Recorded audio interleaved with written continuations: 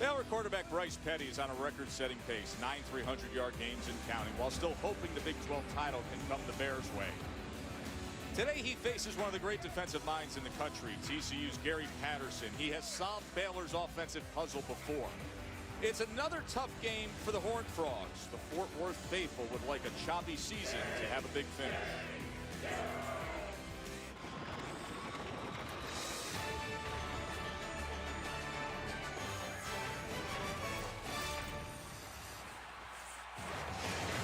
We welcome you to ESPN College Football, presented by 5 Hour Energy.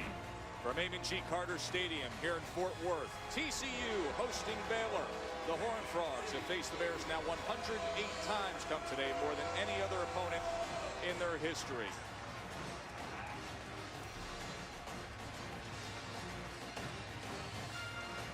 The Big 12 standings may be defined by what happened actually last weekend. The showdown between then unbeaten Baylor and Oklahoma State's got the Cowboys now propped up into BCS Bowl status. Baylor needs to win today, beat Texas, hope the Pokes lose to the Sooners. For TCU, already their first losing season since 2004. As we say, good afternoon, everybody. Joe Tessitore, as always, joined by my partner, Matt Millen. Hope everybody's having a nice Thanksgiving weekend. We sure are. Good to be here for Baylor and TCU. But everybody's still wondering, Matt, what happened last week with Baylor against Oklahoma State? Well, the wheels fell off a little bit, Tess, but, you know, to be honest with you, it wasn't just one thing. But if you had to pin it on one thing, you'd say mistakes by Baylor. And it started early, the fumble on the goal line, and not to be outdone, they continued that theme all the way through the game. Not a good night for Bryce Petty. They got pressure, were able to rush him with just 3. And then good defense by Oklahoma State, coupled with the mistakes of Baylor, spelled a loss. And so they can avoid that. How can they do that? Go back to what they had been doing, and that means fundamentals, something they're very capable of doing under Art Briles. Yeah, Bryce Petty, of course, single season list, 4th in passing yards, 3rd in passing touchdowns, but still last week held to just 3 points until the 4th quarter.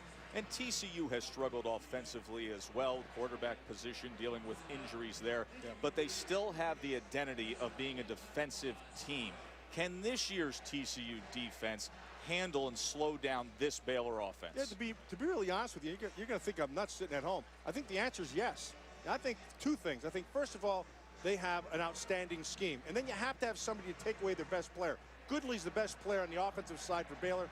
Jason Verrett's the best player on the defense for these Horned Frogs. And so I would expect to see a lot of matchup with Verrett. And then I'd also like to see a lot of scheme by this man, Gary Patterson. Tess, you mentioned it. This could very well be the best defensive mind in all of college football, and it resides on the sideline of TCU. TCU coming off a bye week. They've won 8 straight when they've had the 2-week break to prepare for a team. Now one of their toughest challenges as Baylor looks to bounce back from their lone loss. Stay with us. Kickoff is next.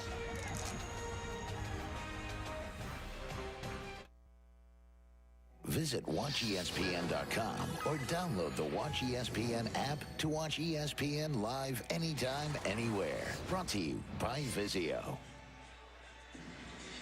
Baylor coach Art Briles has brought the Bears program to such heights. This week, he suffered through a devastating loss of a loved one. Our Kaylee Hartung has more. Joe, Baylor fans have come to know Art Briles as a man who has endured tragedy in his life. Just a week ago, College Game Day told the story of the day that Art Briles lost his mother and father nearly 40 years ago. This week, the Briles family suffered another tragedy. Eddie Briles, Art's older brother and only sibling, died Wednesday. He was 59 years old. Eddie suffered a head injury during a fall at his home on Tuesday. He was immediately taken to a hospital in Abilene. Art was actually able to travel to see him that day, but Wednesday, the decision was made to take him off a ventilator.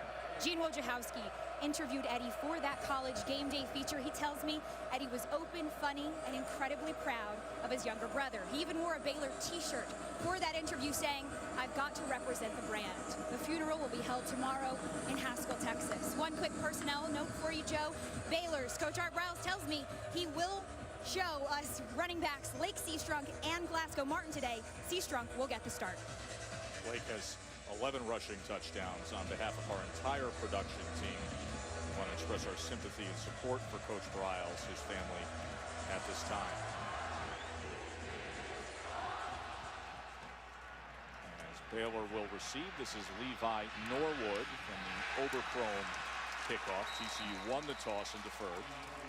So we will see Bryce Petty, who's a semifinalist for the Maxwell, the O'Brien, the Walter Camp Award. He leads the nation in yards per completion and is second in pass efficiency, but had the big stage last week and fell short against Oklahoma State.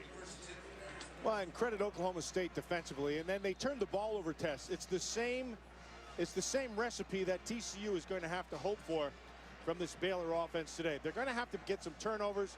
They're going to have to hope that Bryce Petty does not rebound, and then they're going to need a little bit of luck on top of that.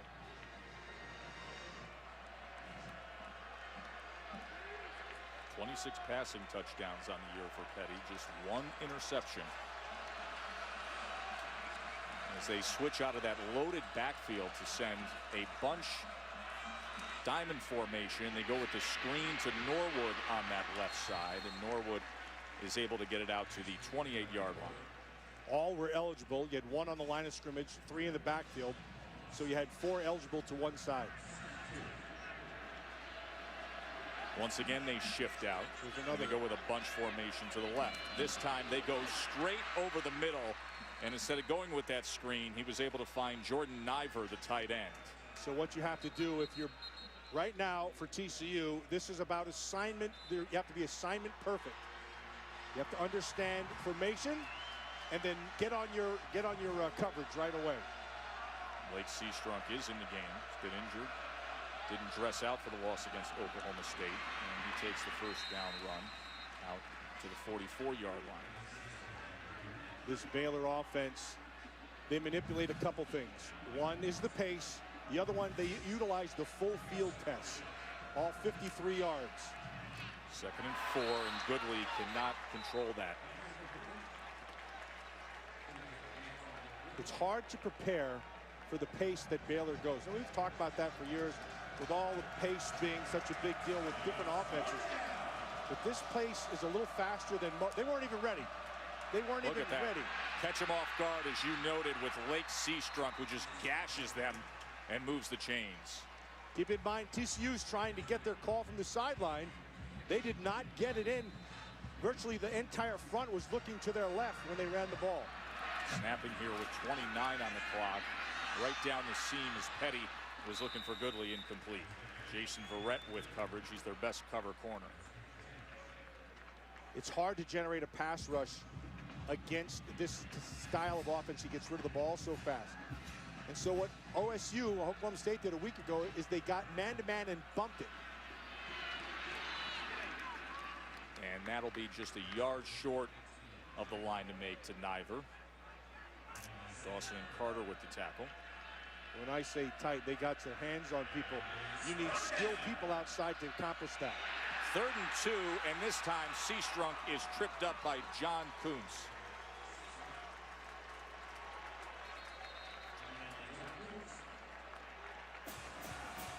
That'll set up this 4th test. See if they go. They are going to go for it. Tight 4th coverage. down and 3 now. I'd like to see more tight. They messed up on the outside. And the completion for a first down goes to Corey Coleman. Kevin White was out there all alone. Bryce Petty saw it right away. 2 offensive players stacked, 1 defender. That's like stealing.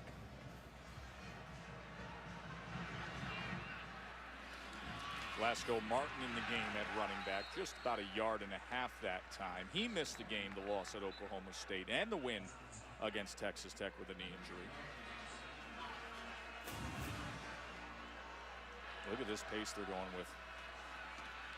As Seastrunk was met right at the line of scrimmage and then driven back. And once again, that front did a decent job as Lawson and Pearson came in to close that room.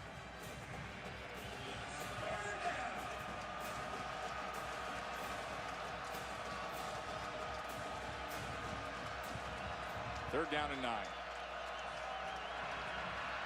Play action. Petty on the inside route. Nice. Incomplete, looking for Goodley. That's good defense right there by Jason Verrett.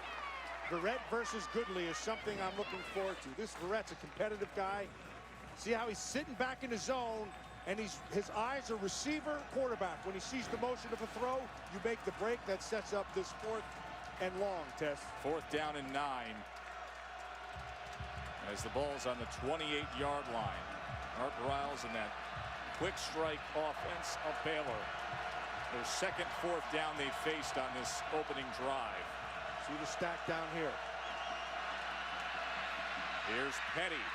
And he gets the first down once again, finding Clay Fuller. When you see a stack, there's only really one way to defend it.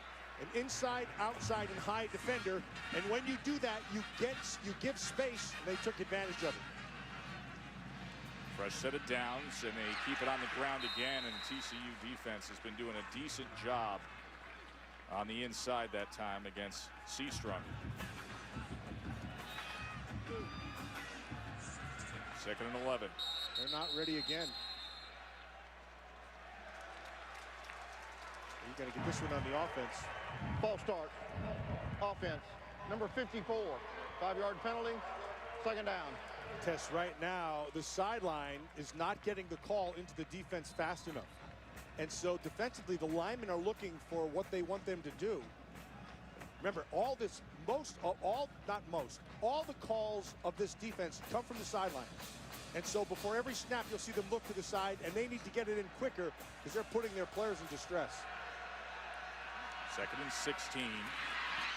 As he finds Fuller again. See both coaches here, the rapid pace that Briles is comfortable with, and Gary Patterson, you know, the head coach, but he still manages the defense day in and day out. He makes every call. This guy, it amazes me what he does. Here's 3rd long, Jeff. 3rd down and 9 now. As he checks at the line.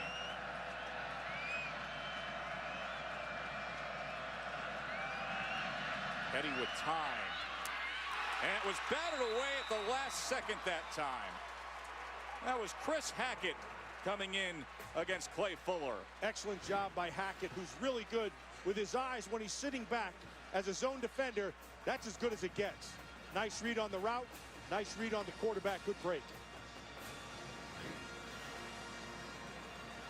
So in comes the record-setting kicker Aaron Jones, who's been rewriting the Baylor record books. Former walk-on, a senior, but a strong leg. This just from 30. And he puts it through. A 16-play drive. And they move oh so fast. But they kept him out of the end zone, did TCU's defense, thanks to Chris Hackett. He trusts him. Well, tonight at 7:45 on ESPN, you know we're going to be watching, Millen. That's going to be a great one. Johnny football against Mizzou. Keep in mind, Missouri, it's all on the line, looking to clinch the SEC East, get a trip to the title game. And 8 o'clock on ABC, number 22 UCLA, number 23 USC, part of a rivalry series presented by GoPro. What a job Ed Ogeron has done, and what a great year UCLA has done. Anthony Barr and the boys. They got a bunch of good people to watch out there. But that first one, Tess, that Missouri game, that is going to be a great game to watch. Remember James Franklin back at quarterback for Mizzou. Franklin back. They got the season. 4 legitimate pass rushers going against Johnny football.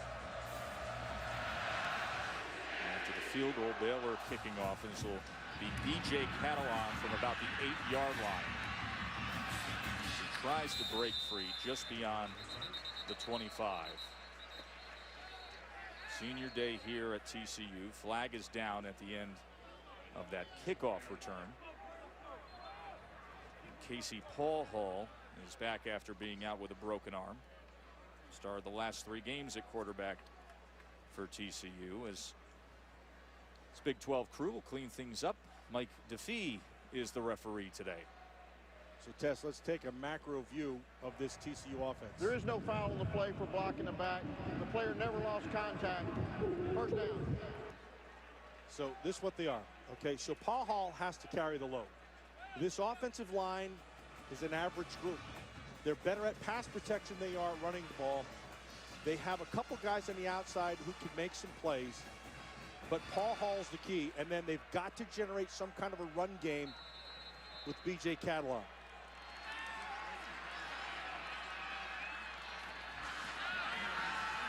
if they can do that right away. And they can, Matt. As Catalan crosses midfield, finally brought down by Burke. That was nice move by Catalan at the line of scrimmage. He started outside and got them to move. Watch you see, get the movement, and then he bounces back inside. That's really well done. Pick up of 26 yards. They're going to need a lot more of them, Tess.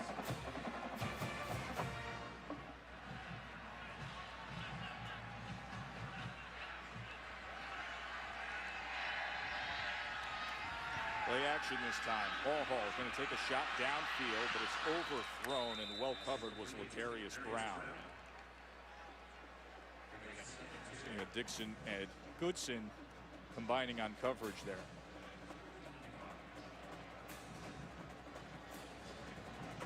The one thing you see with this Baylor team is they're improved on defense. They're a little more physical up front, and the guys on the outside in terms of cover discipline. I like the linebacker, Eddie Lacy, number 5. He's a good player. Second down and 10. As Catalan is off to a good start.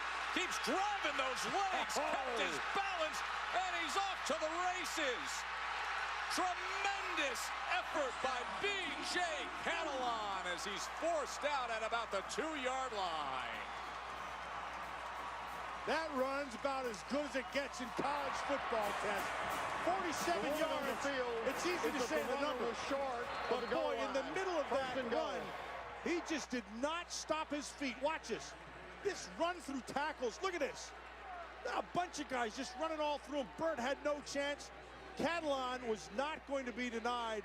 The only thing that got him, Tess is right there. That's the sideline got him. That right foot coming down out of bounds. Incredible effort.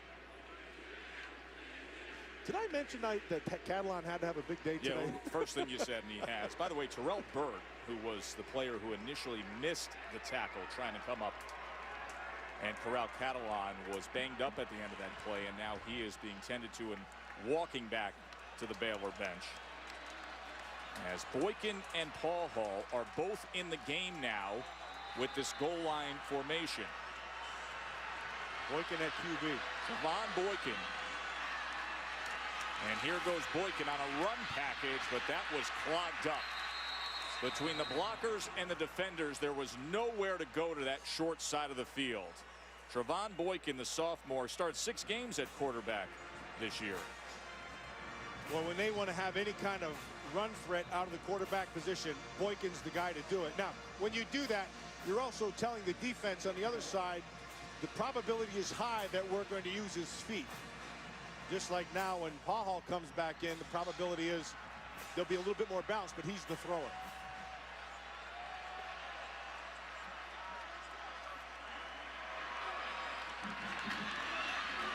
And here is Paul Hall, and he can't get anywhere as he was unable to escape Brody Trawhon.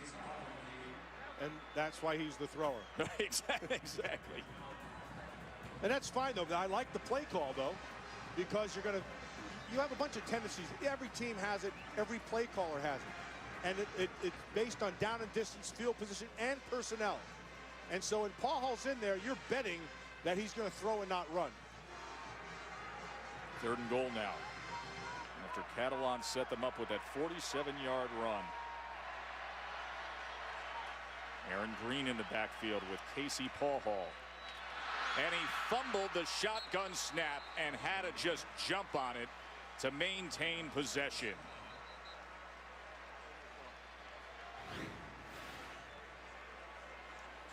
It's right to him. I mean, that's completely on the quarterback. Right in Paul Hall's hands. That sets up this 26-yarder. Oberkrom, the 25. sophomore kicker, who's 9 for 9 inside of 40 yards. This from 26. Got the short angle to deal with, but he puts it right through. So both teams finding their stride on offense, but only ending up with field goals at the end of each opening drive.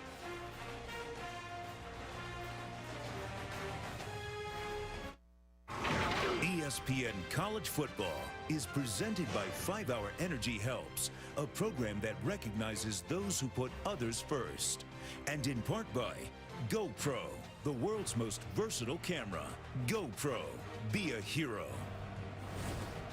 Beautiful day down here in Fort Worth. 3-3 game between TCU and number 9 Baylor. DJ Catalan had a 26-yard run, a 47-yard run on the opening drive for the Frogs. Jaden Oberchrome with that big leg on the kickoff. That kid's pretty good, Tess. Sure is. Let's check in with Wendy Nix in the studio. Joe, Tess, thank you. It's a Dr. Pepper 10 conference update. We'll show you how this tremendous game in the Big House ended. Under a minute to play, Michigan trailing by 7. Gardner to Funchess in the end zone. Michigan trailing by 1, opts to go for 2. Gardner, no, cannot convert. Ohio State escapes with the 42-41 win on the road. Tess? What a thriller there, Wendy. Matt, what'd you think of Brady Hoke going for it? I thought that was a great call. I thought he put it all on one play. He got one play to win it. I thought it was the best thing for his team. It didn't work in his favor, but that was a great call. Delayed handoff this time to Lake Seastrunk as he makes defenders miss and weaves his way for 8 yards. Holy smokes, Tess. That was about a 27-yard, 8-yarder. He was all over the place. For Baylor offensively, leading the nation, scoring and total offense. And boy, do they go at a fast pace. This is Levi Norwood again. That's the second time they've caught TCU with 2 receivers on 1 defender. And they'll take that every time.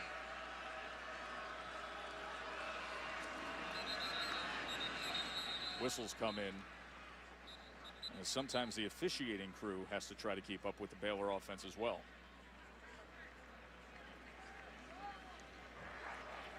False start. Offense. Number 23. The player never got set. 5-yard penalty. First down.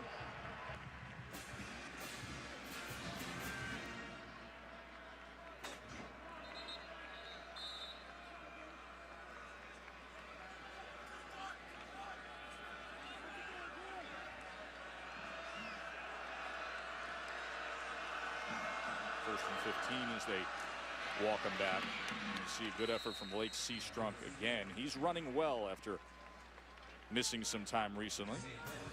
Sam Carter with the tackle coming up from that safety position. That was deflected, but yet caught by Jordan Niver. John Lewis got his hand on that Bryce Petty pass.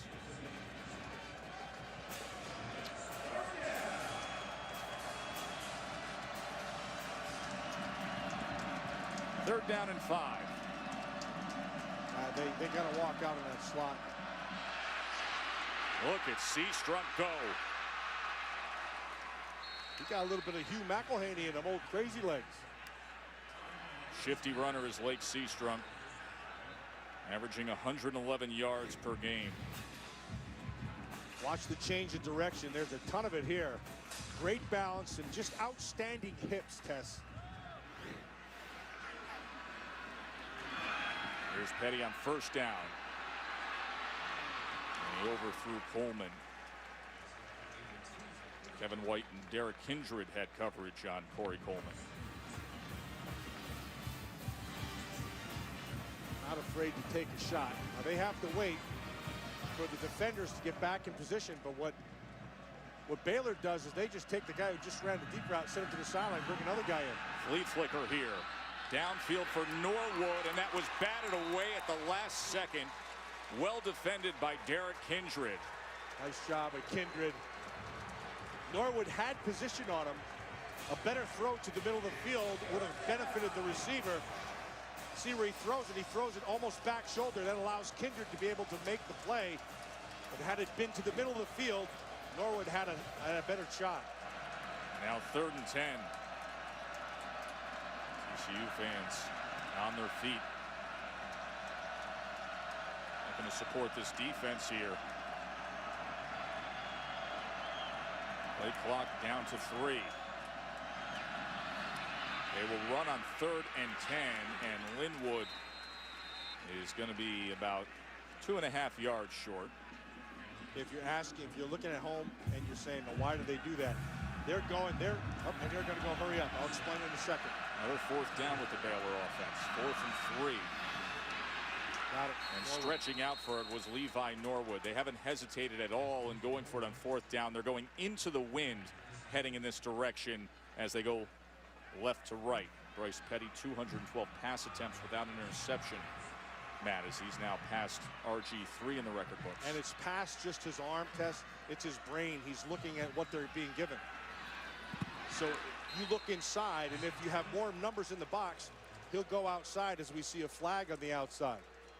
Kevin Whitehead coverage.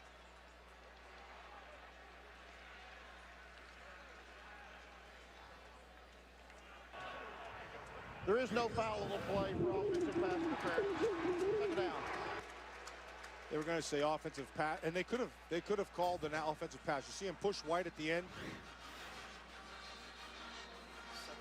They often look for those elbows being fully extended, the arms being fully extended, elbows locked on that call, right, Matt? Yeah. Yeah, he gave him a push. 2nd and 10, Seastrunk.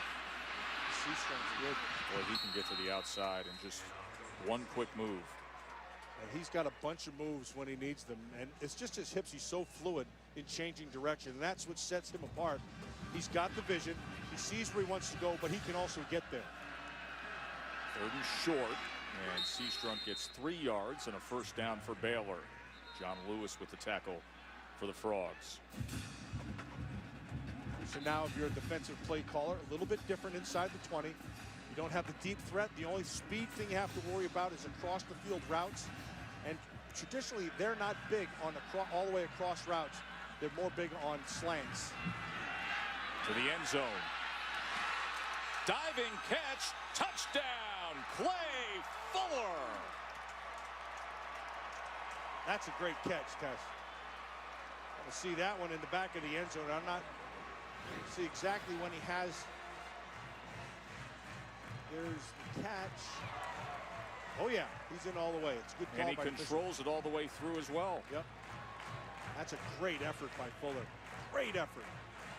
Yeah, knee, hand, he's in. 2nd touchdown reception of the year for Fuller. Comes in style. 27th passing touchdown on the season for Bryce Petty. And Aaron Jones, the active NCAA leader, with 178 consecutive PATs now. They can strike just like that, and they did. Petty to Fuller, all out and all in to the end zone. The Bears looking to pull off a big upset. He's going downfield for it all. He's got it, and the Bears strike first. Going downfield again. Could it be?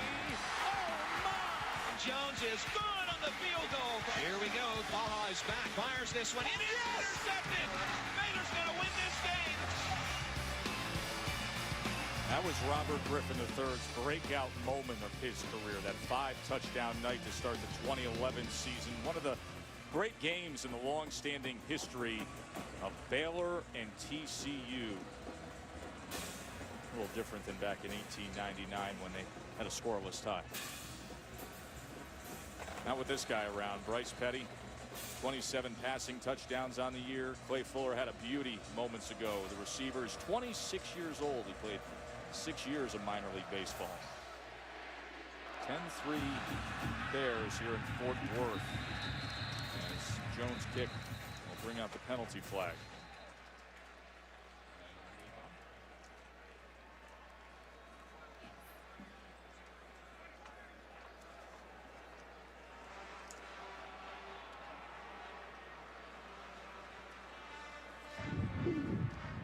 Free kick out of bounds on the kicking team.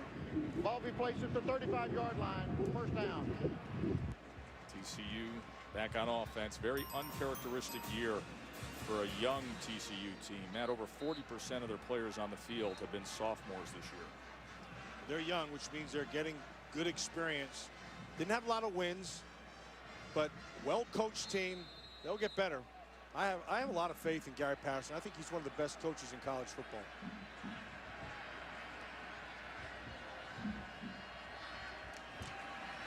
Play action, Paul Hall. And he was looking to get Brown coming in. And he had it too. That was open. That was the throw he needs to make. He needs to bring that thing down. There are times when Paul Hall's ball will sail on him, as you saw right there. He had a defender cutting from inside out, but he had a throwing lane. He needs to make it. His 5 games with the injury this year. Fractured his left arm, his non-throwing arm. Started the season against LSU, and then second game of the year is when he was injured. And they'll blow the whistles here as there was motion. False start. Offense, number 85. 5-yard penalty, second down. Casey Paul Hall's had an interesting career when you think about him having to take the time off last year to straighten his life out. But in the end, he's going to rank very high in many of the TCU career ranks. See tied down there with the next one, the great Sammy Baugh, Slinging Sammy, Hall of Famer.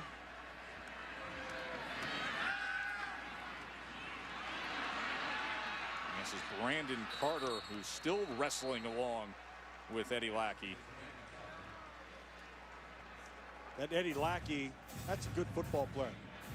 He's got really, I'll tell you what he does, Tess. He can diagnose, key and diagnose is outstanding. And he's always around the ball. You know, we go all over the country, we see different players, and every team has a guy like this. A guy who's just kind of a ball magnet. He's it for Baylor. For so many years, Baylor never had a guy like that. It was always the defense that was the sore spot. As they've made this resurgence in recent years, that has really improved. 3rd and 10, and that was thrown to the outside of Josh Doxson. Doxson fell coming out of his break, where he had it. So these are the things that have plagued them in this season, and they continue to plague them right now. TCU has to be mistake-free. They can't beat themselves.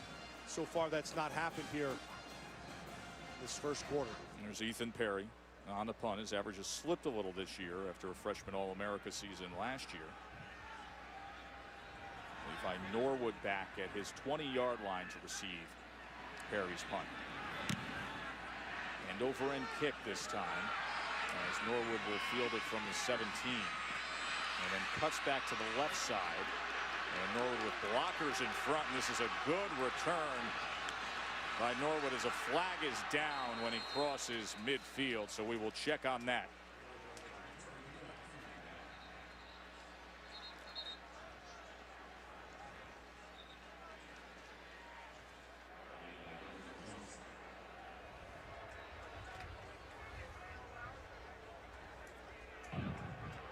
During the return, holding, return team number 7, 10-yard penalty from the spot of the foul, first down.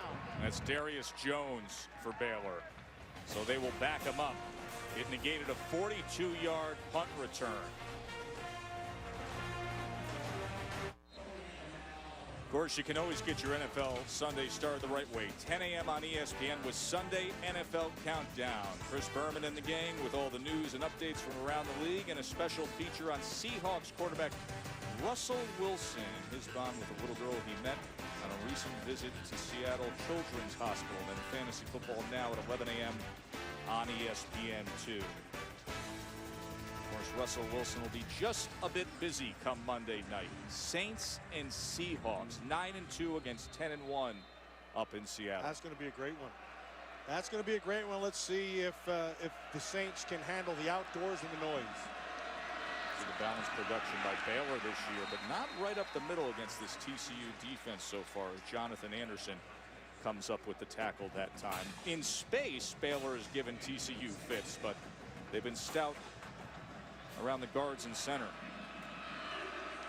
They go there again, and this time he's able to bounce it to the outside, picks up a block, and you see the good footwork by Lake Seastrunk. You can see exactly what Chip Kelly wanted in his offense and what Art Briles has on his offense right now. The Seastrunk kid, he has the ability. Let's see that jump cut. Few guys do that. Watch this at the end. Glasgow Martin lowers the shoulders and goes ahead for a first down on that 3rd and 1 run.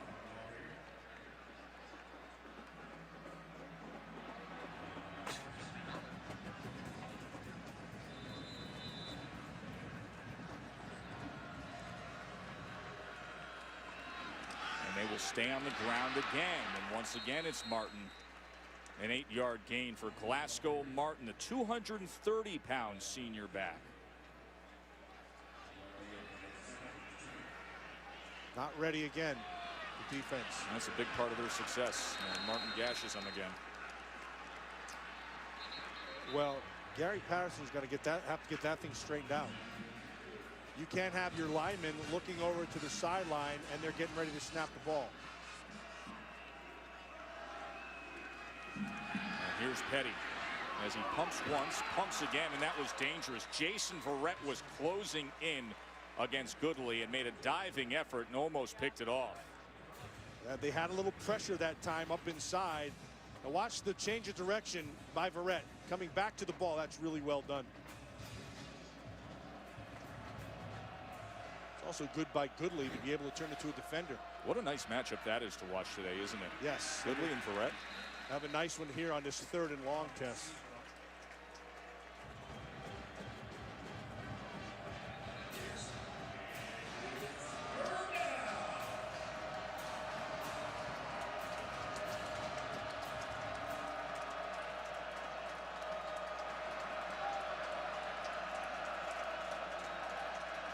Petty looks over to Art Briles, Phil Montgomery, the offensive coordinator, on 3rd down and 9.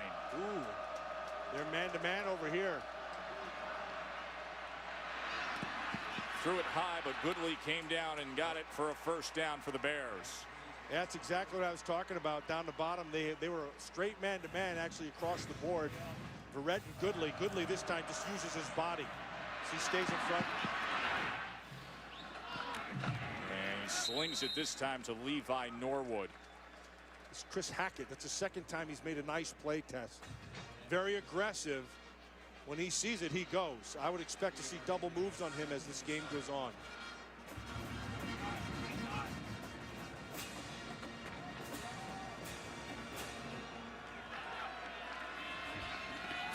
Seastrom, he was tied up right away. That was a good effort by John Kuntz, the defensive end, number 97. Yeah, Kuntz came off the edge unblocked, really. Got Seastrom, sets down to another 3rd and long. So TCU has mixed up coverages. They went man the last time. They've been playing zones in this 3rd long. And Bryce Petty has been able to have the time to be able to find someone. First quarter is counting down to an end. Baylor in that hurry-up attack. 39 plays for Baylor, only 9 for TCU. And it's just a 7-point margin. TCU takes its first time out of the half. And Gary Patterson with a crafty move here as he called a timeout in the final moments of the first quarter. As we have told you earlier, the wind is going in the direction where Baylor is headed right into it. So he's throwing into the wind, and he wanted to make sure he had that to his advantage. So you see Patterson was watching the clock run down at the end of the first quarter as he looked across and saw Art Briles give the motion of, guys, we'll just go to the other end of the field. And Patterson used his first timeout strategically to have them have a 3rd and 9 into the wind. Remember, Baylor's already gone for a few 4th downs on longer drives. I don't think this wind is a factor, but if it is, Gary Patterson wants to make sure that it's on his side. I don't know if there's a more detailed coach out there than Gary Patterson. I love the story you told of even walking down the hall with him if he sees a speck of dust. Every small detail he takes care of. We were having a talk yesterday. We're walking down the hall, and there was a tiny little piece of paper. He just went over, picked it up, make sure he took care of it, so everything is the way it's supposed to be. So Patterson calls the timeout, leaving 5 seconds and a 3rd and 9 for Baylor to go into the win one last play. And Petty's going to pump, run, and he's going to be short. It'll be 4th down and about 1 when we come back for the 2nd quarter. That's the end of the first quarter. 10-3 game between these long rivals here in Fort Worth.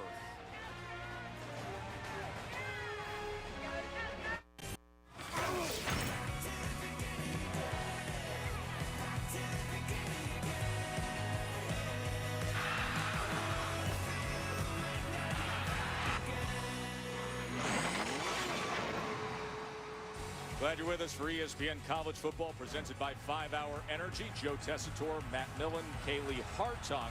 Start of the second quarter, and it is a 4th down and 2. And Baylor had their place kicker, Aaron Jones, on the field during the break, and then sends out the offense at the last moment. They're 3 for 3 on 4th down conversions so far today. Glasgow Martin is the back. And Tess, they're locked up man-to-man outside. Let's see what they do. Barrett and Goodley. That's the big matchup. Let's see if he goes to it.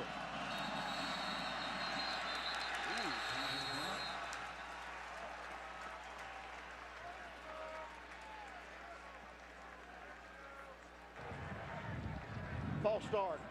Offense. Everybody but the center. 5-yard penalty. 4th down. Mike DeFee keeping it simple. Everybody but the center. Now Aaron Jones, the place kicker, will trot out. And they say he's got himself a pretty good leg, so he's going to have a shot here from 46. And remember, with the change in quarters, they do have the win. This is a 47-yard attempt officially. His career long is 58. He's their all-time leading scorer in Baylor history.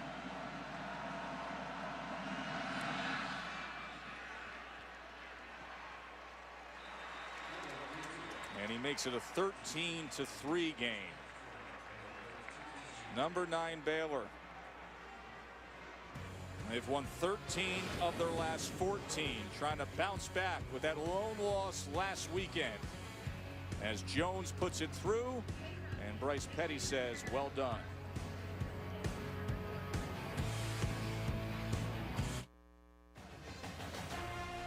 Here at TCU, Baylor looking to win 3 Big 12 road games for the first time in program history. They have a 13-3 lead. 40 plays, and we're 5 seconds into the second quarter, Matt. 40 plays, Tess. In the old days, 60 plays was a game. That was it. 40 plays in the first quarter. That's unbelievable. Talk about it year after year with our Bryles, but then you get a first quarter like that, you just shake your head. 40 plays in a quarter.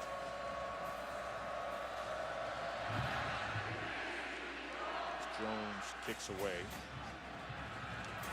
And this will be Brandon Carter making a decision as he was reaching back to bring it out. And apparently it was a good decision.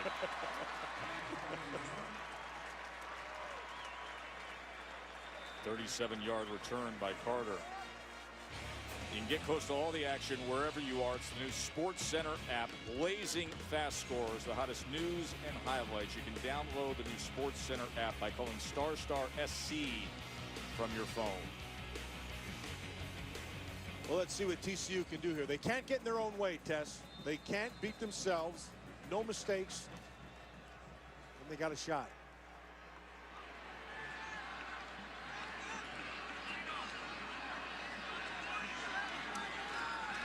Ball Hall with time, and he gets it to Boykin, and one quarterback to the other that time. Boykin's an excellent athlete, has good run skills, catches the ball, he's really a do-it-all guy. 2nd and 2, and it's Aaron Green. He's going to be about 1.5 yards short. It'll be 3rd down.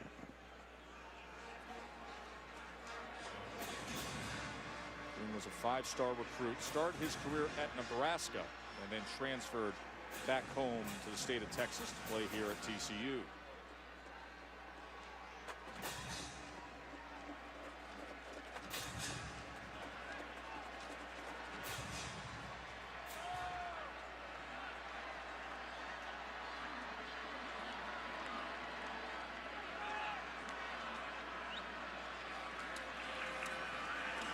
Read option with Boykin. Can he get to the edge as he's wrestled down? The ball came loose. They're going to say he was down, but that was Sean Oakman getting to him. That the runner was down prior to the ball coming loose. So we've seen Trevon Boykin a few times now, Matt, in these run packages. Yeah, and if that would have been Petty, he'd have thrown to the slot. There's nobody walked up. They're giving you 5 yards. There's Pahal blocking downfield and actually does a pretty darn good job. That would qualify as a mauling. So 4th down. Offense stays on the field. from their own 46-yard line, a 4th down and 1. Paul Hall out of the gun.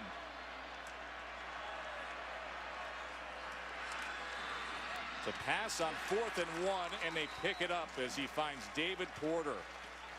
They had that on 3rd down. Same thing. They backed off. That time they went with a stack, as you're going to see.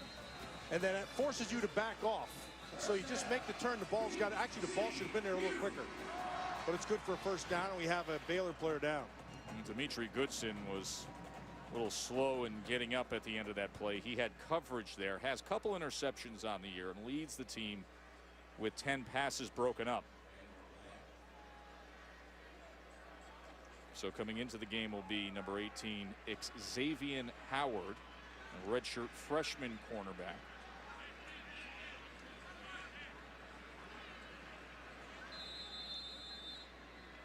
Howard's a little taller, a 6'2" corner. Good for length. Baylor. Yeah, good length in the arms.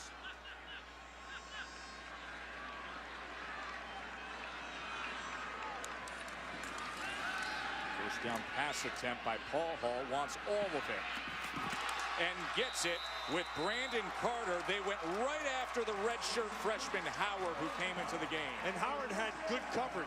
He was right on top of him. Paul Hall dropped that thing right over the top. Carter with a nice little push off at the end secures the catch, and it's a big play. 36-yard reception by Brandon Carter. Incredibly talented, but he's been balancing some personal issues off the field and missed a few games. Paul Hall, as he slides down to the 9-yard line. That's something he has to do, because teams, both he and Petty, they don't respect their feet at all. And so what happens is they'll give you coverage and they leave lanes, running lanes, wide open. That time he had the wherewithal to be able to take advantage of it. 2nd and 3. Aaron Green on the fake. They pull it, and he goes incomplete. Looking for Brown as he was riding that ball with Green. There's a poor read by him. Yeah, Paul had a bad read test. He should have handed that ball off. Green would have had some space there. Yeah, he had it. It was just, let's let him go with it. And Green knew it afterwards.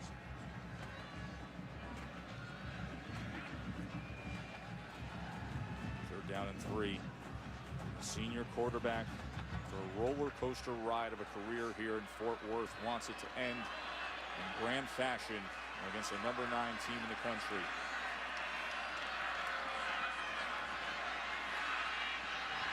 Ooh. Crossing route looking for Brown, but he was covered by Lackey, and it was late, but it came, did the flag. Yeah, that I saw that from here. Lackey pulled him right at the end. It was a crossing route. Brown had a step on him. You're going to see it right at the end. See, Lackey anticipates the coverage. See, with his top arm, he kind of pulls him. Defense number 5. After distance to the goal, automatic 1st down.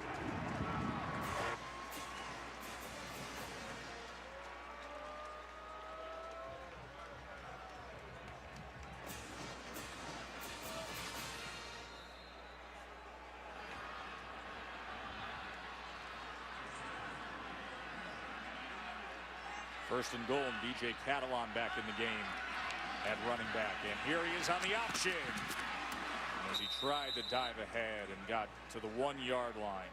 Ahmad Dixon cut him down. When you're running the option to the short side of the field, as a quarterback, you have to attack more the defender. What you don't want to do is get lateral, because it takes away any kind of running room for your running back. So you want to attack quicker than you do to the wide side of the field. All you're trying to do is force the defender to make a decision.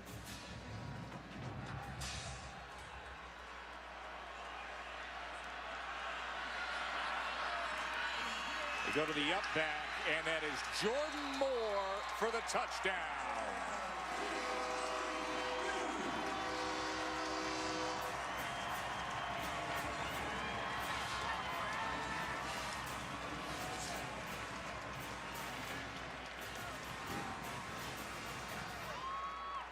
Nice job of blocking all the way through. Actually, the offensive line got themselves a little bit of a push, which they don't do very much of that. Nice job up front by that left side of the O-line.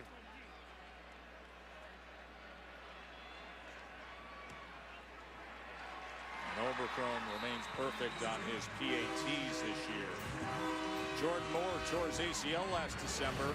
Played a little defense early in his career. Now playing running back and getting the score for the Frogs, his first career touchdown.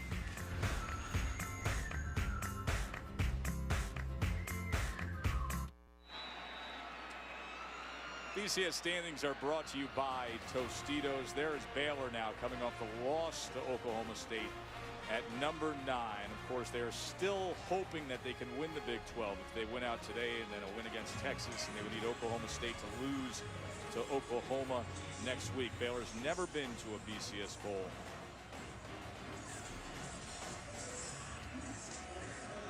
There's ECU fans showing support for what's going on in the SEC right now.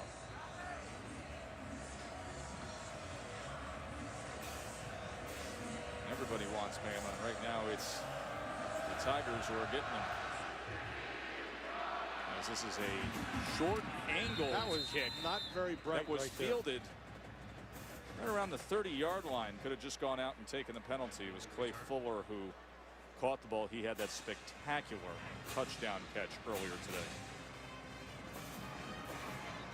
Need to know, have some awareness of where you are on the field. Pick himself up a few more yards, but it's not going to hurt him. And now buckle in, Millen. Here comes the Baylor offense again. Oh boy. Now Please for set TCU, the game clock to 11:01. 11:01.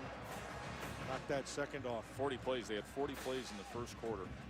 Test what TCU did. Remember, right before they went out, we said they can't beat themselves, can't get in their own way. And they were clean that drive. They went down and got a score. Now let's see what this Baylor offense can do again, and if this TCU defense can get set. Seastrunk. Just about 3 yards that time. Lake Seastrunk. 10 100-yard rushing games in his last 12 games played. Practiced a little more this week. Has been injured. Missed the game against Oklahoma State. They're going to set up this third down, but not a single defensive lineman was set. They were looking at each other and standing up. They still were able to make the stop to set up this 3rd and 5.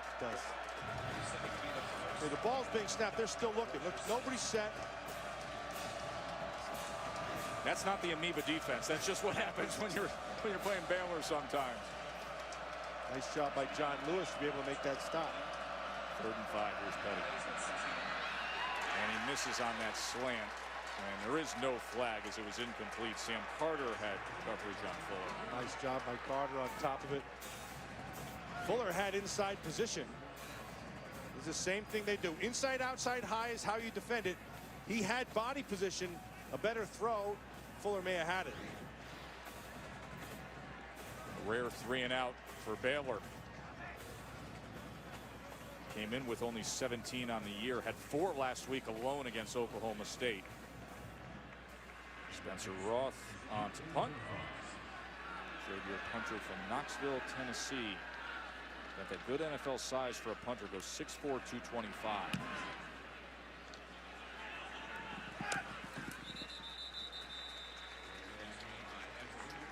Fair catch at the 23 by Eccles Looper. Tess, that last series, I thought Casey Paul kind of took a step up.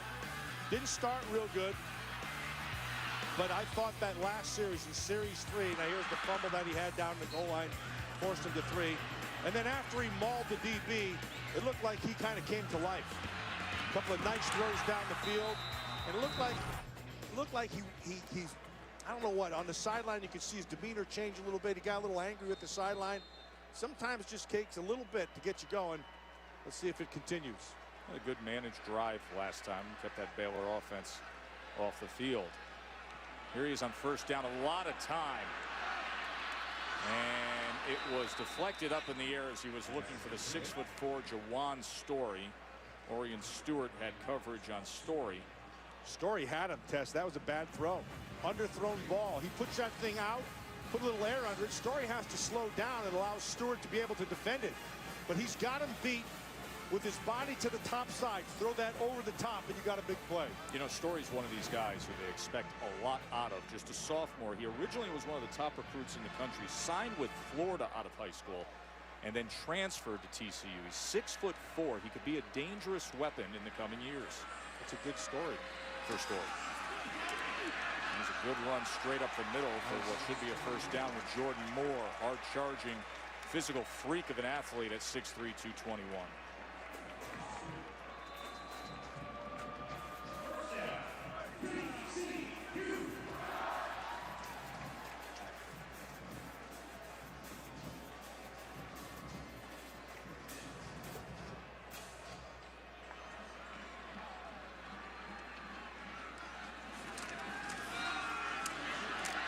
Again, they go with Moore. This time he couldn't get free beyond the 35-yard line.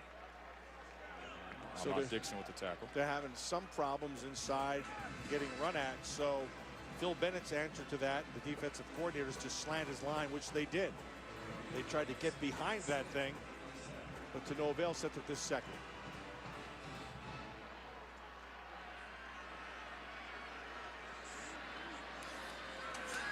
Delayed pressure here. They pick it up and threw it right off the face mask of Porter. Let's check in with Kaylee down on the field.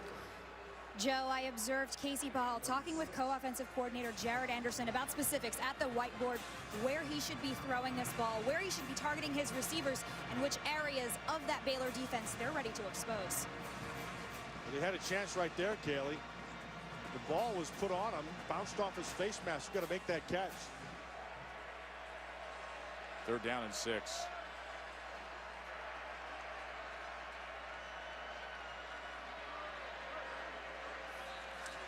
Just a 3-man rush as he throws short and depended on Aaron Green to try to make that yardage, but he can only get to the 40-yard line. Gives us the chance to check in with Wendy. What do you have, Wendy? Tess, thank you. It's Alabama, Auburn, the Iron Bowl, and a Taco Bell studio update. And it was Auburn up 7-0 when A.J. McCarron hits Justin Fowler to tie it up. 11 minutes to play in the first half. 7-all, Tess. That one may shape up to be a classic today, as they are all tied up with everything on the line there in the Iron Bowl. Perry back onto punt. Levi Norwood set to return.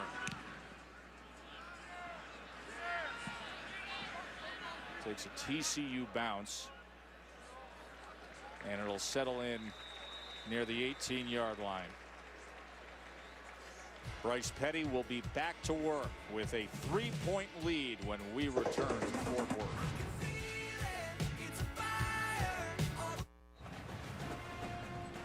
Baylor number 9 in the country, still hoping that they can have the Big 12 in hand. Of course, last week they lost to Oklahoma State, and that put them in a position now where Oklahoma State wins out against Oklahoma, and they will head off to represent the Big 12 at a BCS Bowl. Baylor thought they were headed towards that same spot, but now they must win the remaining 2 today and then against Texas, and hope that the Sooners take care of business. Texas still in the mix. Here's Petty now on 1st down, and the pressure gets to Bryce Petty. That was Mike Tua'ua. Tua'ua is about the best pass rusher they have, but Tua'ua should go back and credit their secondary, because that was great coverage down the field. He wanted to go to his right, wasn't there, and Tua'ua finished it off.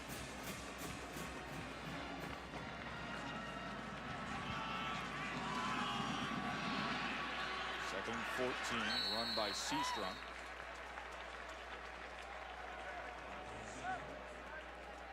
This Baylor offense, a lot of it is predicated off the 2. They always have a vertical threat, and generally they have a slant, some inside breaking threat. TCU's been doing a nice job of taking away that inside threat. 3rd down and 11.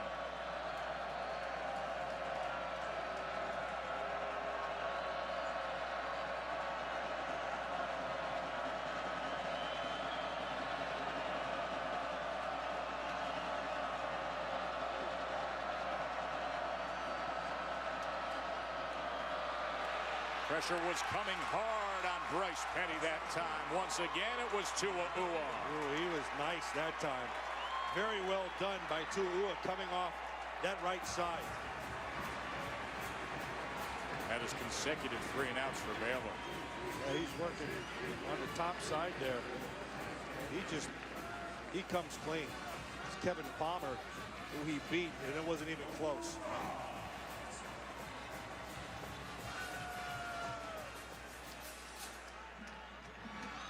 Spencer Drango, who started most of the season at left tackle, is out for the year with back surgery.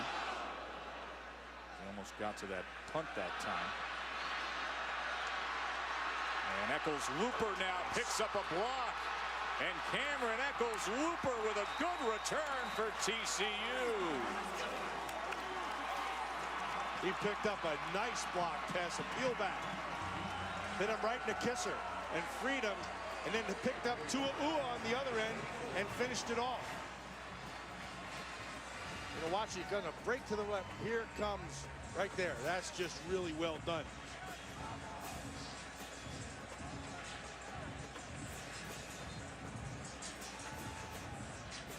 That's a good block. Really well done. So Cameron Eccles-Looper has set up the TCU offense, as they will have Trevon Boykin and this full backfield to work with. And he's going to sling it downfield, waiting for it for the touchdown reception is Ladarius Brown. Trevon Boykin comes in and does damage to that Baylor defense.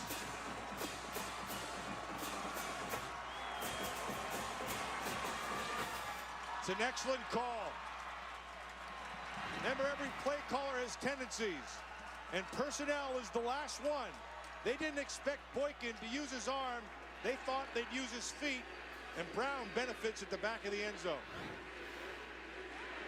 Boykin had 4 touchdowns in the win at Baylor a year ago. Paul Hall back as the starting quarterback, but you could see how much they still value Boykin in playing a role in this offense.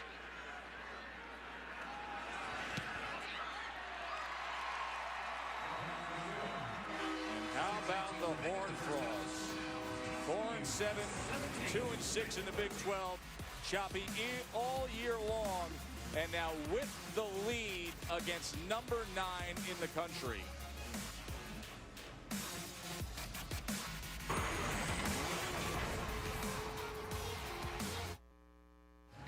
Let's see what happens. See, they call the slant here. They bring the blitz, okay? The fake play action brings these guys up. He's locked up outside, man-to-man. The safety's going to kick to the middle for help. The watch right here. Stop right there. See, his eyes went back inside. He missed the jam, and when his eyes go back inside, his momentum takes him laterally instead of vertically. Brown takes advantage of it, and it's 6 quick. It's always the fundamentals test that gets you beat. Trevon Boykin, the touchdown pass for TCU, as the Horned Frogs have a 17-13 lead here at home. Their final game of the year, senior day. Disappointing season. They're not used to down years here at TCU. They're sure to their first losing season since 2004, but would this be special to knock off number 9 in the country with everything still ahead of Baylor this year? Here's Clay Fuller. He was met at around the 16-yard line.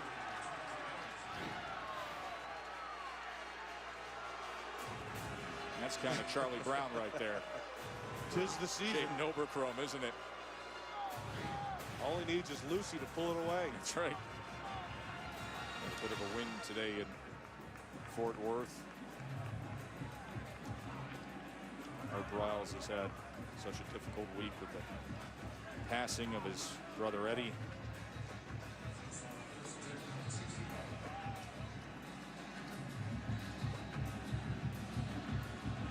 I think it's time to get back to basics for Baylor, so that means Lake Seastruck put the ball in his hands. That's exactly what they do, and look at the results they get. Now to the 34-yard line for the junior running back. Yeah, I'd put the ball in his hands as many times as I could. 18-yard run. Looking on a big day. Here's Niver, the tight end, who started his career at Stanford. Let's check in with Wendy Nix. Tess, thank you. We revisit the Iron Bowl. To Auburn, Alabama we go. Auburn and Alabama, 7-all until A.J. McCarron hits Kevin Norwood in the end zone, 14-7 tied. We'll keep you right up to date on everything going on at Jordan-Hare. Incomplete pass there moments ago. Sets up this third down. Third down and 6. TCU defense has done a pretty good job here in this second quarter. We were raving about the pace set by Baylor. 40 plays in the first quarter, only 9 here in the second quarter. Yeah, here's what they're doing on the outside. They got Barrett locked up outside with Good. And then they're going 3-on-2 to the remaining ones. 1-on-1 down below here. Petty. They got to him. That is really good defense. Sam Carter, the safety. Tess, that's the possible third straight 3-and-out. They do not get 3-and-outs. Watch the coverage. See, Barrett on the outside, he's locked up man-to-man. Then they're going 3-on-2 to the remaining 2, and on the backside, they're 2-on-1. So they're daring you to run the football, and that's all on Gary Patterson. One of the best defensive really good stuff. Coaches in the country going up against one of the best offensive minds in the country, and another 3-and-out for Baylor. TCU takes his second time out of the half. 30 seconds in duration.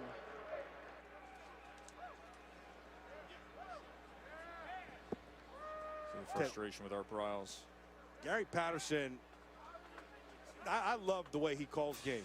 Yeah, now he doesn't have as many bullets in the gun as you like, but I want to show you what they're doing. Okay, they're locking this stuff up man-to-man. They're locking this stuff up right down here man-to-man. Okay, then they're going this one, and this one on these 2. They go inside, one defender here, and over the top. And then you take this defender and play him to the inside here. And so what you're effectively saying is, go ahead and run it at us. We're daring you to, or we're going to take you away in coverage. You're going to have to beat us with your feet. They don't believe Bryce Petty can beat them with their feet. Fewest in the nation in terms of 3-and-outs. And then TCU's defense forcing a couple here.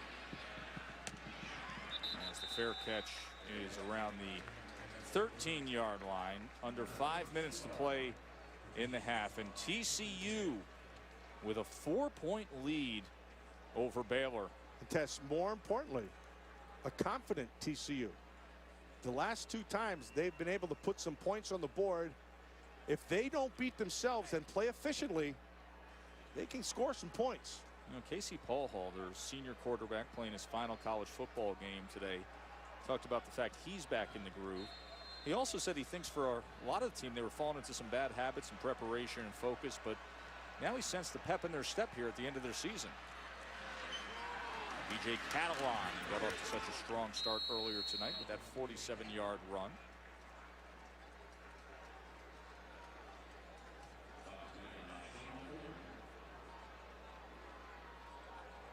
We're going to bring up 2nd and 6.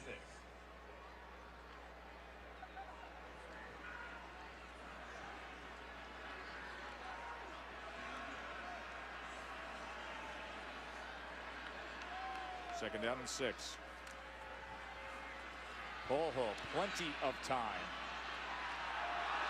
And that was well defended, and then a flag comes in. They had good coverage that time on Jawan Story, but they're going to get Joe Williams.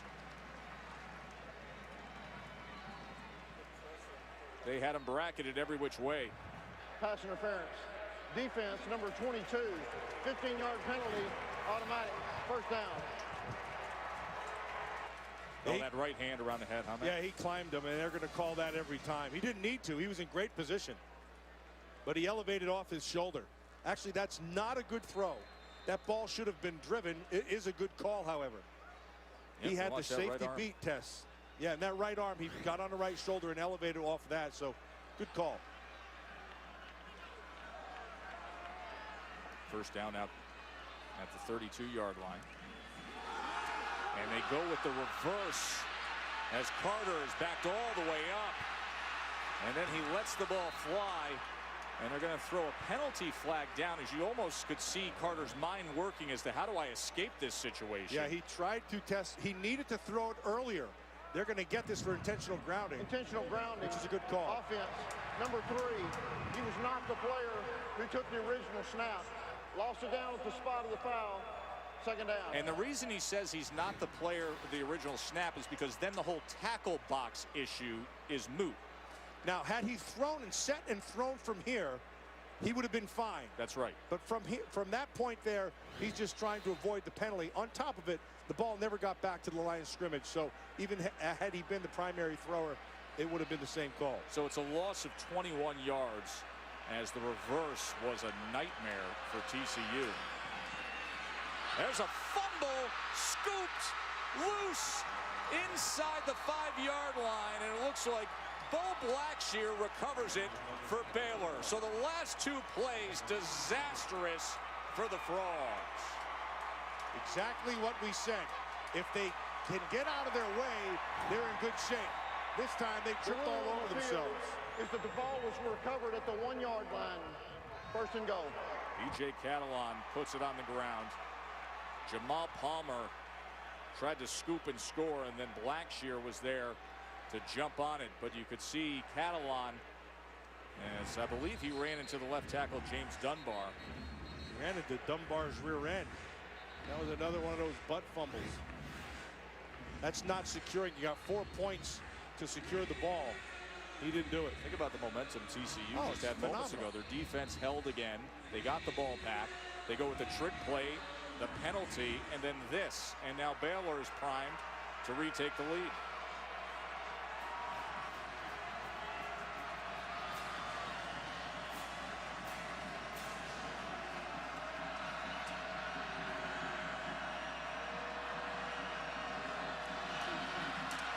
Here's Petty. And that is his 11th rushing touchdown of the season. That's smart by Petty. Let him eat up the fake, get to the edge. Good read, good execution. And then number 41, Trevon Armstead, who comes into the backfield on that jumbo package. He's a backup offensive lineman who will put in on goal line, and Petty easily brings it in.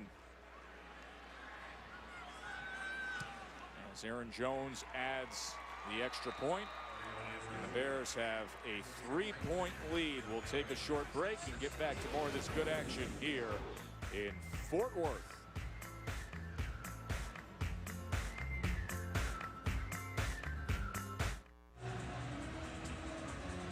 Bryce Petty, another touchdown on the season. 11 rushing, 27 passing now for Petty. 2017 Baylor. Turnover was so costly. It was that man B.J. Catalon who coughed it up down inside the 5-yard line after they had a penalty on intentional grounding, a play they lost 21 yards on. A return from a couple yards in by Carter. And Brandon Carter once again out towards the 30-yard line. Here's Wendy Nix. Tess, thank you. Coming up on the Dave & Buster's halftime report, the ACC championship game is set. There was some drama in the Big House. We'll tell you about the game's final decision and highlights from the Iron Bowl on deck with Todd McShay and Robert Smith. We'll see you back here at the half. So much going on in college football today as we come down the stretch run here. See who arrives in that SEC title game, and here in the Big 12 we'll see if Oklahoma State can close things out to their season next week after they took care of Baylor last week. Baylor still with a chance. Maybe rooting for the Sooners if they can get their business done these last couple weeks. That's a nice stick right there by Lacey. Aaron Green on the carry.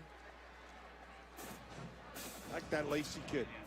The more I watch him, the better I like him. Really good awareness, flows to the ball well, good reader. I remember a few years back they had a nice little middle linebacker down here. Baylor by the name of Mike Singletary. 1980 team.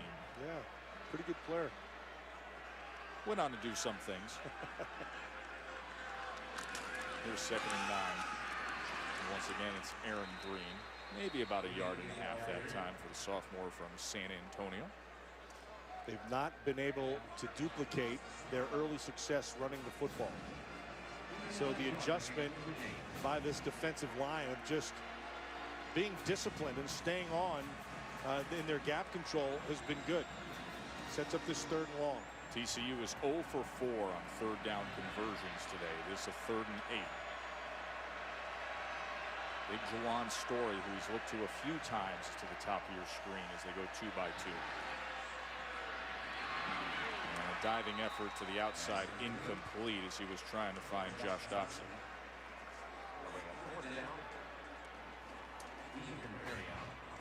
Those throws have to be made thousands of times. The timing has to be absolutely perfect, and that's not there. That's a speed cut to the outside. Hall, you could see the rust.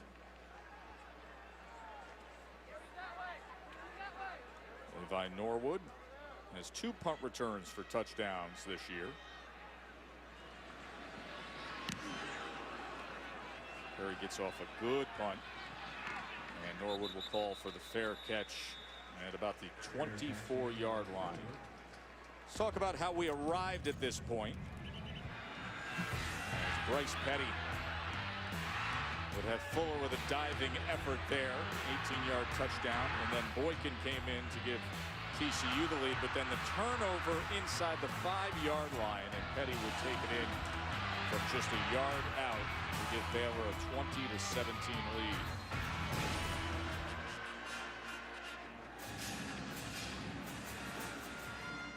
Big plays have been what Baylor's been all about all season long, but this TCU defense has had a nice job keeping things in front of them today. Well, that's why I say you still have to go back to Seastrom. 3:13 remaining in the half here, as first down effort was overthrown. Corey Coleman, the intended receiver.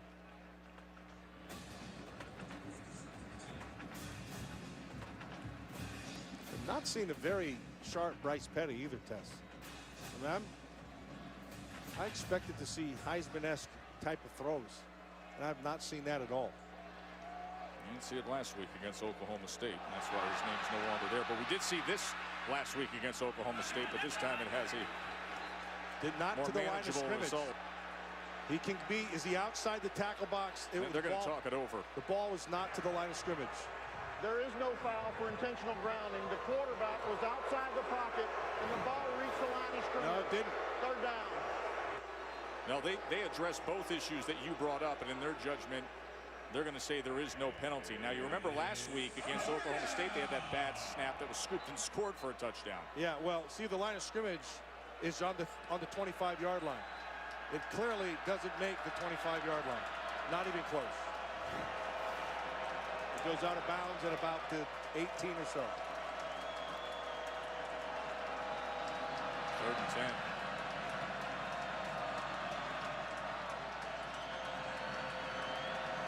Doing the same thing again. See if they don't run at this.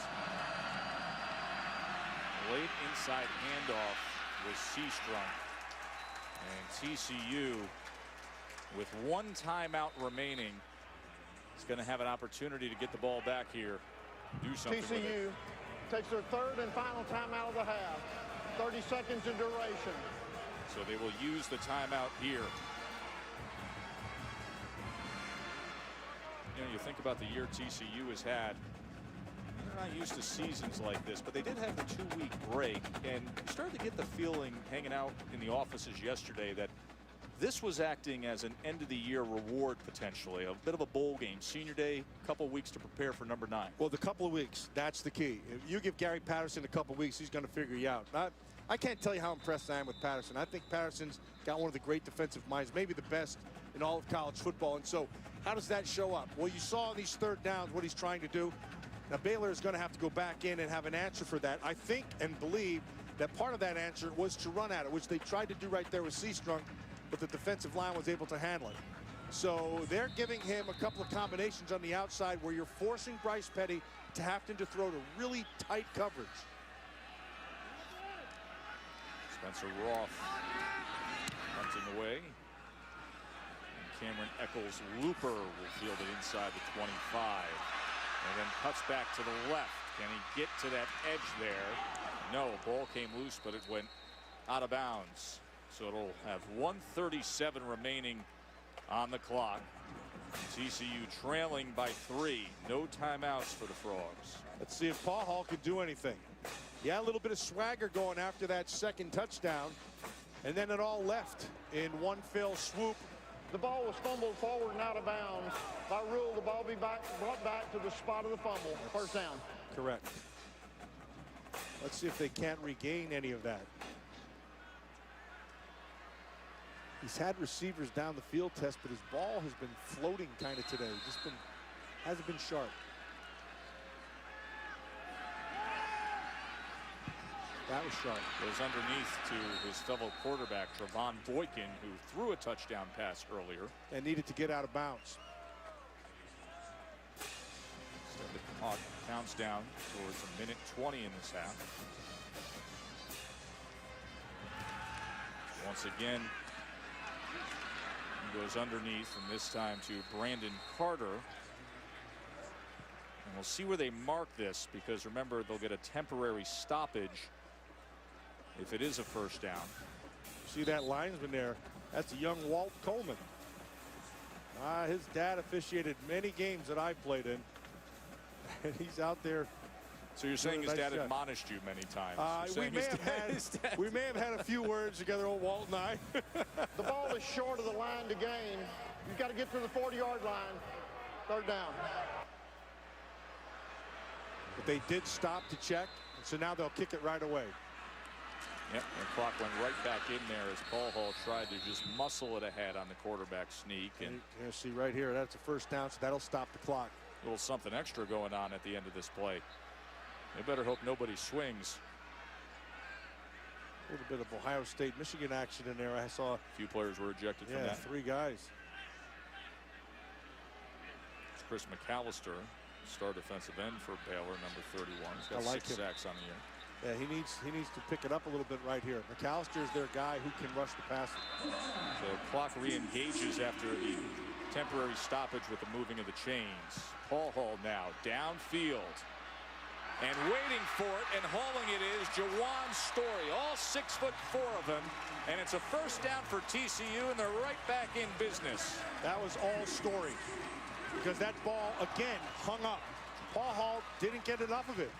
Story could have gotten on top of it, but watch how he has to pull up. This is a really good job coming back to the ball and strong hands to fight through it. 33-yard reception.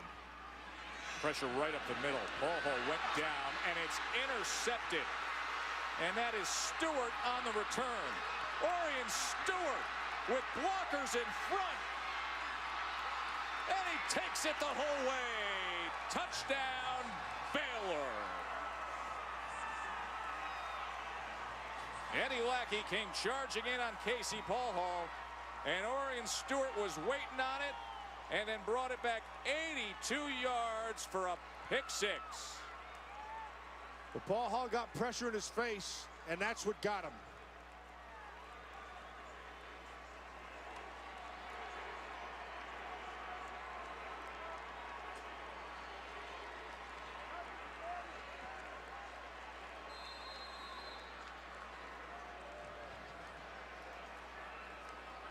What a turnaround here with just over a half minute to play in this first half, as TCU was coming right down the field trying to either tie or take the lead, and in one play, instant score for Baylor.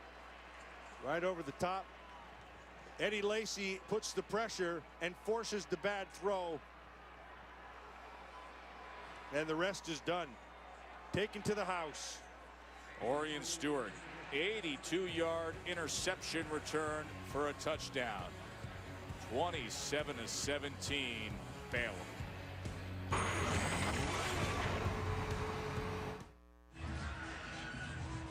Baylor with 2 touchdowns in the last 3 minutes and 16 seconds. Turnover is a big part of that. One was a pick 6 that Stewart brought back. The other one was a fumble inside the 5 that Baylor quickly cashed in on by a touchdown run by Bryce Petty. And all of a sudden it's 27-17. You worry so much about the Baylor offense, and then you just take 14 points and hand them on a silver platter to Baylor that way. Well, it was a nice call there by Phil Bennett, their defensive coordinator. He brought Eddie Lacy, which forced the bad throw. And then Stewart did the rest. It's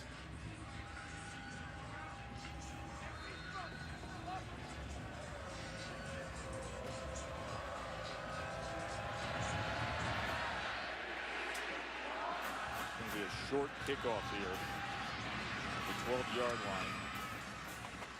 Michaels Looper will take it out to the 30. Yes, I've been calling him Lacy instead of Lackey. That's on me. I've been thinking about Eddie Lacy, the running back. Well, we called enough of his games through the years. Eddie Lackey, the linebacker for Baylor. 10-point margin for the Bears. 9-1 is Baylor, trying to bounce back after that loss in the showdown game at Oklahoma State. But the miscues by TCU, it has cost them. Buck fumble, part due. And they cashed in, and then the pressure on Paul Hall as Stewart will bring it back 82 yards. No timeouts for TCU's. They just run Jordan Moore.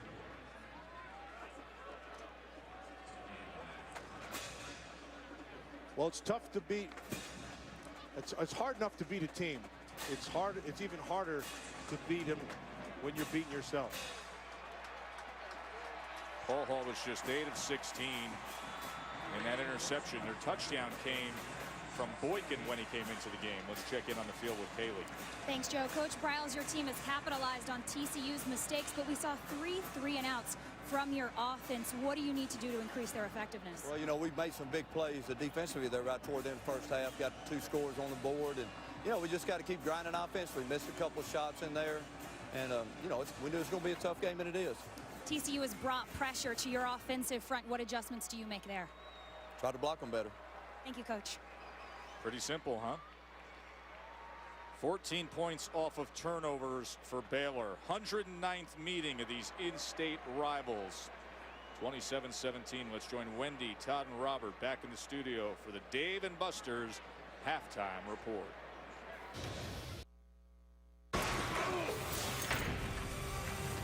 We welcome you back to ESPN College Football, presented by 5-Hour Energy. Number 9 Baylor here at TCU with a 27-17 lead at the half.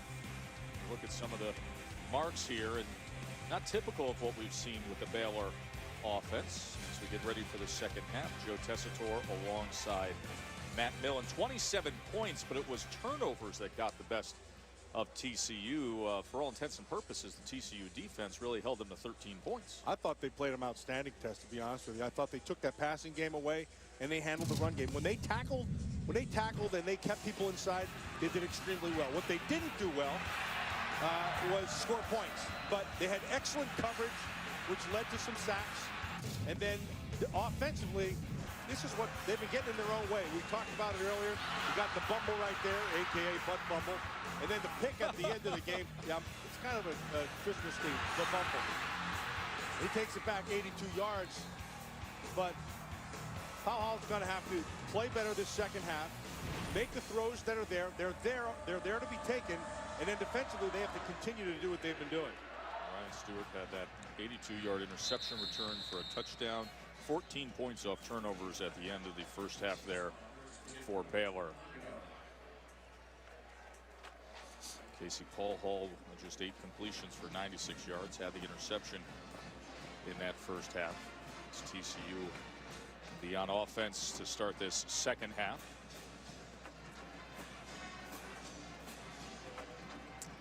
It's an important series for TCU right here, Tess. They've got to get some points out of this drive. That'll establish a little bit of confidence and a little bit of rhythm for them offensively.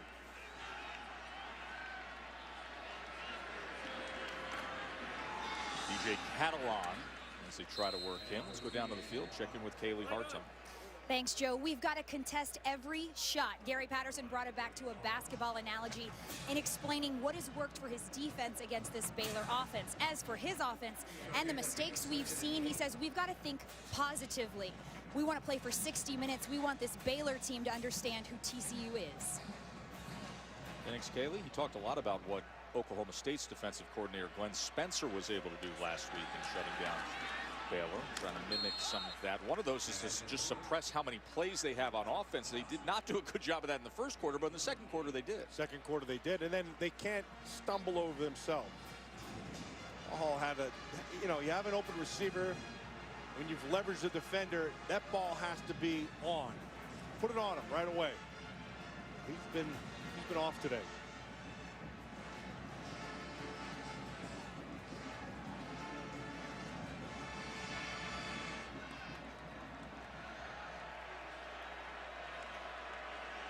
Third and 7.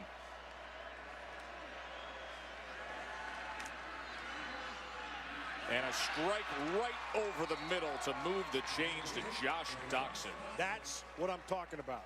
That time he put it on him. Doxson came across the middle inside, had coverage from Goodson on the top side. See how he leverages him. He gets between the defender and the quarterback. The ball has to be on him, and he does it. Nicely done by Paul Hall right there. 24-yard reception, 120 now for Paul Hall passing. Should be at about 70%, not 50. Catalan. About 2.5 yards that time for B.J. Catalan. Had the 26-yard run and the 47-yard run earlier in the game, and then it's been a little quiet since.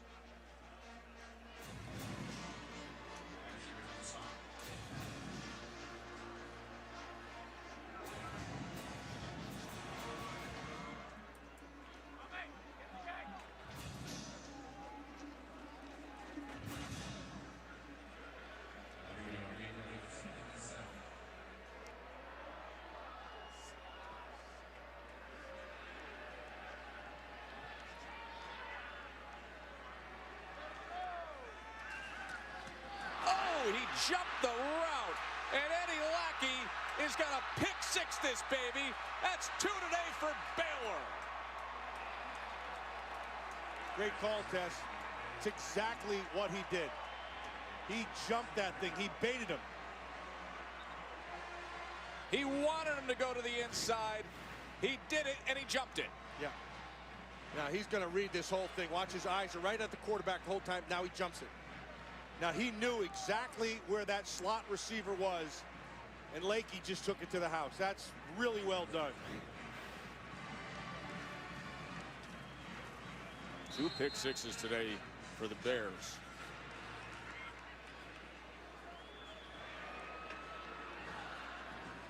Senior day so far for Casey Paul Hall is not a memorable one.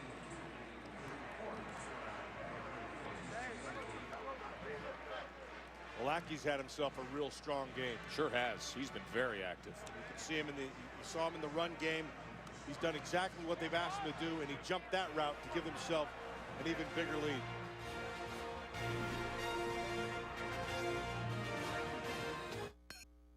Visit WatchESPN.com or download the Watch ESPN app to watch ESPN live anytime, anywhere. Brought to you by Vizio. Baylor has 14 interceptions on the year. 2 today brought back for scores. Eddie Lackey just had a 54-yard pick six. Talk so much about their offense leading the country and scoring at 56.8 points per game. Their defense has been scoring plenty today here at TCU. B.J. Catalan on the kickoff return as he weaves his way out to the 23-yard line. Tess, you talk about their defense, and you're right. For all intents and purposes, this defense has scored 21 straight points. They did get it down to the 1-yard line on the fumble, and then the offense took it in. So, in essence, you have 21 points off of 1 yard of offense. When you think about a high-scoring Baylor team, it's always the offense, and this guy, Art Briles. But Phil Bennett's defense has been so active with this recent spurt of this game of 21 unanswered points. we have a change at quarterback now as Trevon Boykin is in out of the shotgun. And Boykin was just gobbled up. I mean, they came and sandwiched him that time. It was Sam Hall and Chris McAllister. Yeah, Hall got there in a bad mood. Wasn't necessarily the hit, it was that sudden stop that did it right there. You know, he may have gotten his own guy better than he got. Little friendly fire here. Yeah, exactly. It's Chris McAllister, 31. There's some confusion going on right now, and I'm just getting the call. They're down to 10 seconds.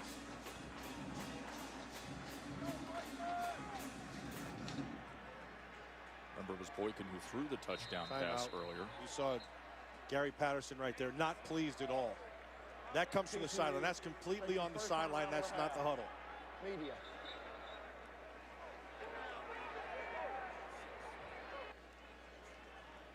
New quarterback in, facing a 2nd and 13 as they're going to take a break. Hard hitting out there with that Baylor defense, as Boykin found out. ESPN College Football, brought to you by GoPro, the world's most versatile camera. GoPro, be a hero. Joe Matt-Caley here in Fort Worth for number 9 Baylor and TCU, a 17-point lead for Bears. 5 pick sixes this season by 5 different players. 2 of them today here at TCU for Baylor. His 2nd and 13 as Paul Hall comes back in, and you can't connect that time with Jawan Story. Coverage by Goodson. He's had success with Story down that sideline. This time, at the end of that route, Story actually starts to play it back underneath, and the ball took off on him. He misplayed the ball.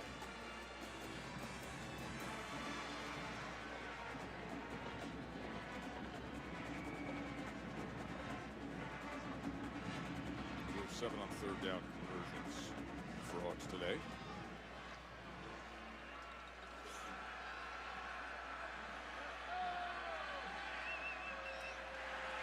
Here's the senior on 3rd and 13.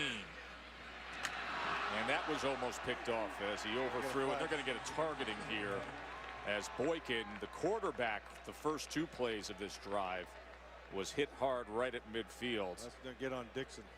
And you can see him feeling the effects of that hit. Yeah, yep, he was hit up around the head. Not up, and right square in the face. And that's exactly what the rule's in there for. Personal foul. Targeting. Defense, number 6. That's a 15-yard penalty and an automatic first down. Number 6 has been disqualified from the contest. That's the new punitive side to the rule this year that's been added. Remember, the rule's been around now for 6 seasons, but the punitive side of a disqualification from the game will be reviewed. Yeah, there's no chance. It's pretty clear there, isn't it? Yeah, that's why the rule's in. And I'm all for defenders, and I'm all for nice hits and all that, but that's why the rule's in there. You had time to be able to lower that thing, and that shouldn't have happened. And once again, you know, the phrase that we've used for years. After further review, the ruling on the field is confirmed. So Ahmad Dixon is DQ'd from the game for targeting. He's a veteran with 47 games played, 36 straight starts, but the senior will not be out there the rest of the way for Baylor. And that penalty will linger into the first half of next week's game against Texas as well. So he's out now, and then he's out for the first half next week against Texas. And you hear the phrase helmet to helmet, which is an antiquated phrase now in football, because what they care to see is, number 1, 2 ways you can have that penalty: crown of the helmet, leading and making contact and targeting, or what we had there, which was purposeful contact being initiated above the shoulders, the neck or head area. And that definitely qualifies. That was clear as day, Matt. Yeah, that's the right call. Lost in all that is Paul Hall's off again. Ball took off on him. He had a wide open receiver right down the middle. Boykin beat him clean. He's not been on today. So a first down after the 15-yard penalty. And he goes to David Porter.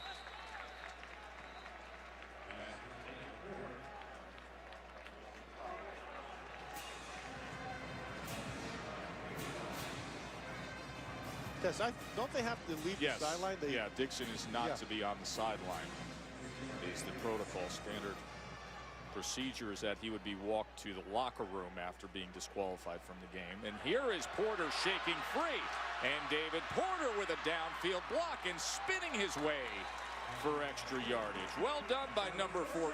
That old jersey number once worn by Andy Dalton here at TCU. And a nice job by Juwan Story of getting out in front of him and continuing with his block and leading the way. 34 yards later, they have themselves a first down. This is the game this is all on Porter. I mean, it's a nice job. Paul Hall gets him the ball. That intermediate game is where he's been the best. The deep game has not been there. Paul Hall now looking for Story. Underthrows it, and that worked out really well, as it'll be 1st and goal for TCU. Tackled by Goodson. And that was a purposeful throw. Story, that was the route he was trying to run, and the ball was delivered right where it had to be. Sets up this 1st and goal from the 5.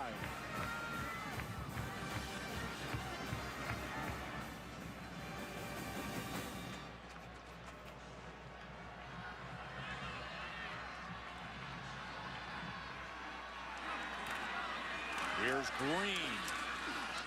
Barely getting back to the line of scrimmage that time was Aaron Green. It was Jamal Palmer filling that hole, the defensive end for Baylor. Byron Bonds tackle in there, also in on that play. Those two inside guys are playing pretty darn stout in the interior of that defensive line for Baylor. Oh, Blackshear, Byron Bonds doing a nice job in there.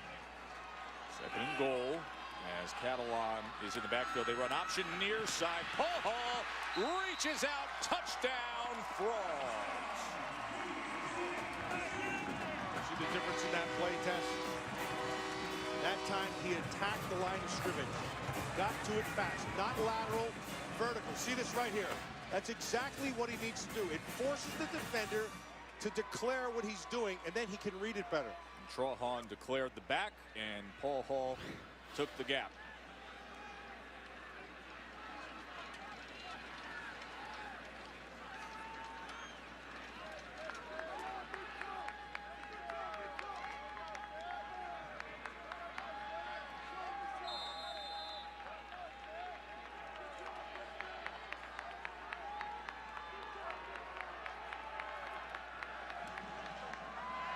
Overcrome adds the extra point.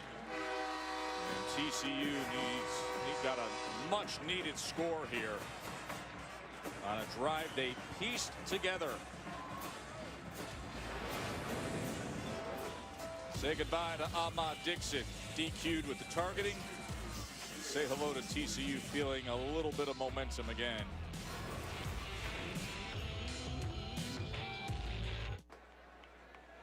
So here's the big question of the night, Millen. What are we eating when we settle in to watch Texas A&M Missouri at 7:45 on ESPN? If there are any ribs around, like we just had at halftime, we are there. Those were outstanding. Of course, second-year players in college football. You'll see Brett Hundley at UCLA tonight against USC on ABC, and Jonathan football against Missouri with so much on the line with the SEC East and Mizzou tonight. Boykin, also a sensational sophomore. Here's Corey Coleman on the return now. Let's go down to the field to Caleb. Joe, Ahmad Dixon has now left the field, but not before telling his teammates to keep playing. He was also in on a huddle with defensive coordinator Phil Bennett, telling the secondary they were playing selfishly and playing stupidly. Thank you, Caleb. So the message was sent to the defense.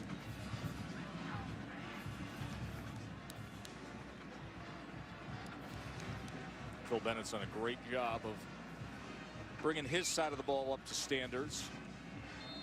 Just a question of time. You give him a couple more pieces, he'll put together a good group. And he has here today. And his TCU front did a nice job that time against Seastrunk. Chucky Hunter right in the middle of that thing, man. He cut him, headed off at the pass and turned it back inside, sets up this 2nd and long. Stay on the ground again with Seastrunk, just about 3 yards there. Marcus Mallet in the backfield. Bring a backer down, sets up 3rd and long. This defense, let's see exactly what they do again. They ran at the line last time. They're bringing Glasgow Martin in, the bigger back.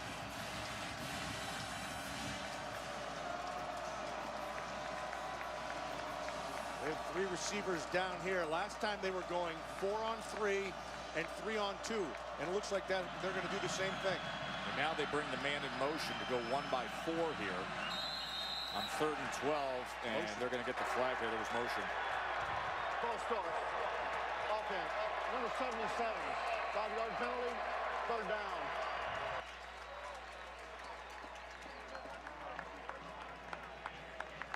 I really like that matchup we've been talking about. Jason Verrett on the outside with Goodley. It's been a quiet day for Goodley, which means Verrett has had himself a big day. You can see him all at the top of your screen, right up here. They're all by themselves up there in an island. 3rd and 17. Play action here. Petty pressured. Petty goes down inside the 10. That was John Kuntz. Just a hard-working former walk-on. Yeah, and playing like a big-time player right there. That's nice coming off that edge, and he's going to beat the tackle clean all the way around with a nice inside move. That's really well done. Baker never had a chance. He kicked out. Kuntz took the inside hard, and it was over for Petty. Nice coverage again down the field. This defense for TCU, they are playing lights out. They have played great today, Matt. Spencer Roth from his goal line. As Eccles Looper is driven all the way back to the 26-yard line before he starts heading forward. And he makes up a good amount of yardage that time. But to your point, Matt, this is a 10-point game, and they have served up 21 points to Baylor. And Baylor got a free 21 points from the TCU offense. Absolutely. Remember at the start of the game, Tess, you asked me, did we think that they could handle this offense? The defense handled Baylor's offense. And we said yes. And the reason why, again, it goes back to Gary Patterson. Gary Patterson is doing a phenomenal job. People at home, you need to know, he believes he has to make the perfect call on every play. And that's the way he approaches it. He's really good. Just about 1.5 yards that time for Green as he was tackled by Palmer. Trevon Boykin, backup quarterback, wide receiver, do-it-all kind of guy for TCU. Well, no matter what you ask him to do, whether you want to run it at the quarterback spot, catch it from the receiver spot, or throw it out of the quarterback spot, he's done all well here today. And on top of it, he took one to the kisser for the team. Let's sustain that drive. He'll be back. He's the only player in the country with 100 yards rushing, 100 yards receiving, and 200 passing in single games this year. 2nd and 9. Paul Hall downfield looking for Catalan. And a flag comes in. So once again, we're going to get a PI here against Baylor. Well, he had Goodson beat. That ball needed to be out just a little bit more. Goodson ran right through him. It's the right call. Defense, number 3. 15-yard penalty, automatic. 1st down. See, Catalan's on top of him. That ball hangs. Had he thrown it out, you had a chance at a big play. You get the big play anyway with a flag, but it's underthrown. Goodson didn't have the awareness of the ball, and that is the reason for the penalty. So the 15-yard penalty will bring it to the 34.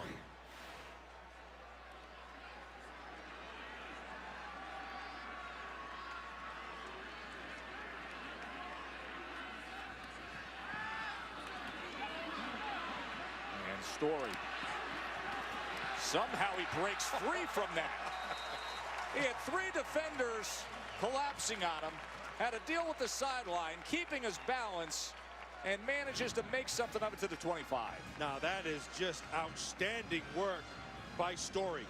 He beats Orion Stewart, then Lackey goes down for the count, and then he tops it off by running through a couple more tackles. That's just great work by Story.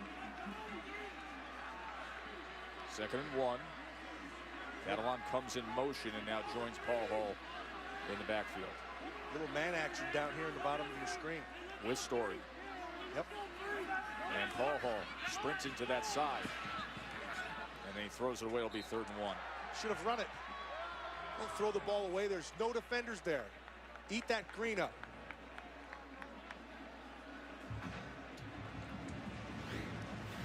Playing quarterback, there's a lot of things going through now. Right there, just go ahead and take a couple more steps. At the least, Tess, you test the line of scrimmage and force a defender to make a choice. And so if he jumps, you can dump it over the top of him.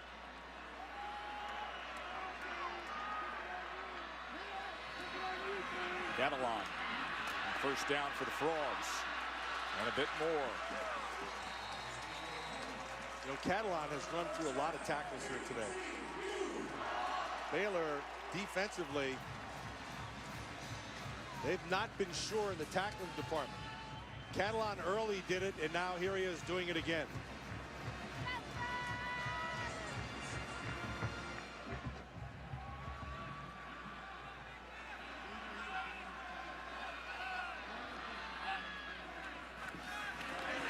Option. And the pitch doesn't go anywhere at all. Tackle for loss that time as Sells came up to make the play.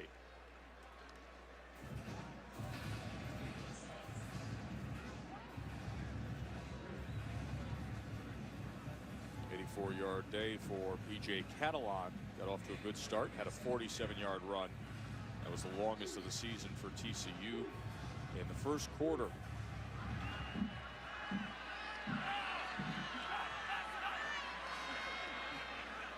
Now they have a stunt on there. They're slanting the defensive line. They show the slant this way. See if they take advantage of it.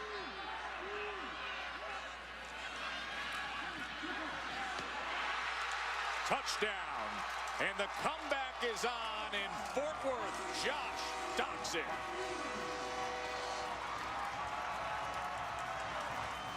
Nice back shoulder again. Williams has coverage on him. Watch Dotson. It's thrown behind. Come back to it. That's on the throw. That's a nice throw by Paul.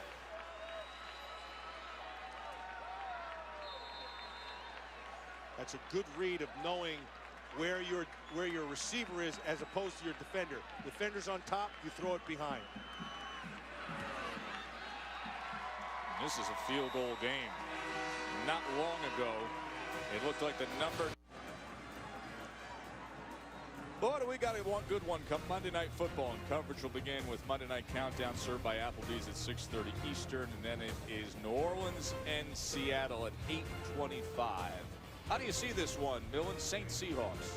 Well, this is some great defense from, well, actually both teams are playing very good defense. Russell Wilson, though, has not lost at home at all. He has played outstanding football. They have a run game to go with them. They have the crowd in their favor. I think that's going to be a tough one for the Fighting Drew Breeses. But if anybody can get it done, it's Breeze. Why? He's just playing phenomenal football right now. TCU's been playing some good football here in this 3rd quarter. Corey Coleman on the return. Coleman driven back right at the 30-yard line. Let's check in with Wendy. Yes, thank you. We go back to Jordan Hare. How about this? Auburn, Alabama. The Crimson Tide leading 21-14. But Nick Marshall to C.J. Uzuma, 21-all. We are tied up in the Iron Bowl, and on ESPN, Penn State leading Wisconsin 31-14 at the start of the 4th quarter. Tess? Some interesting happenings today across the country, including what's going on here with Casey Paul Hall, now 3rd all-time in school history, 41 touchdown passes. And who did he pass? Slinging Sammy Ball. Slinging Sammy Ball. And that's incomplete. Bryce Petty has not quite looked like himself the past 2 weeks. On the road, both at Oklahoma State and now here at TCU. Both teams have played tight coverage on him, forcing him to throw into smaller windows. 2nd and 10 here. Petty looked one way, now asks for blocking the other way and just scoots out at the line of scrimmage. Tight coverage right there again. Verrett on top of the coverage with Goodley, a name we've not called Tess really all day. And he's a burner. I mean, he's their playmaker. Goodley's got one catch. Here's a 3rd and 9. This crowd has been supporting this defense all day long. What a stop this would be.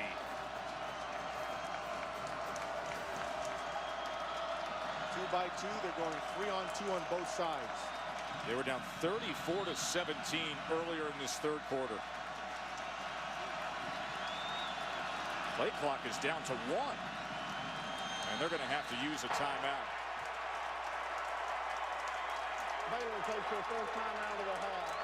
Oh, 30 Jason seconds Brett into is the really fired up over there. He's right on the sideline.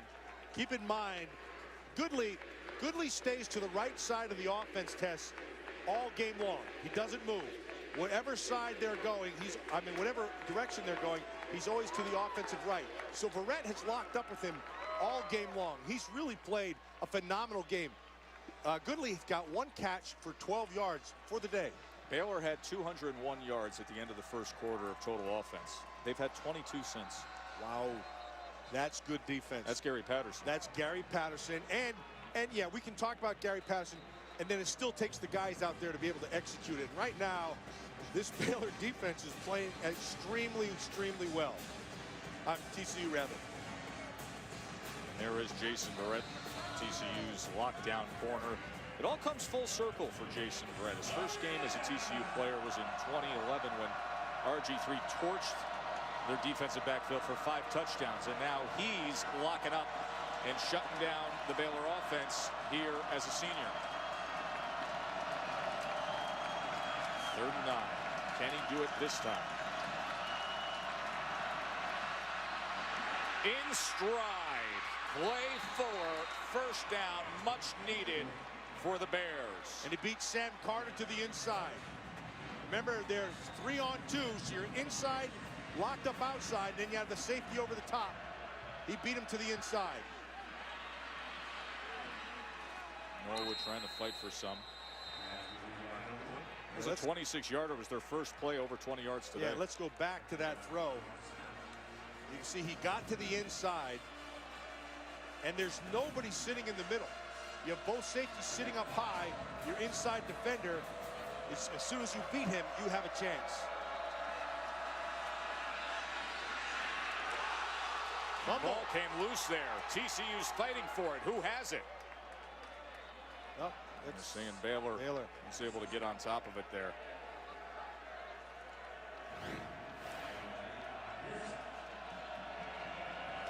Ball did indeed come loose. Seastrunk met Chucky Hunter, who forced that fumble. And here's another 3rd down. Oh, I like this.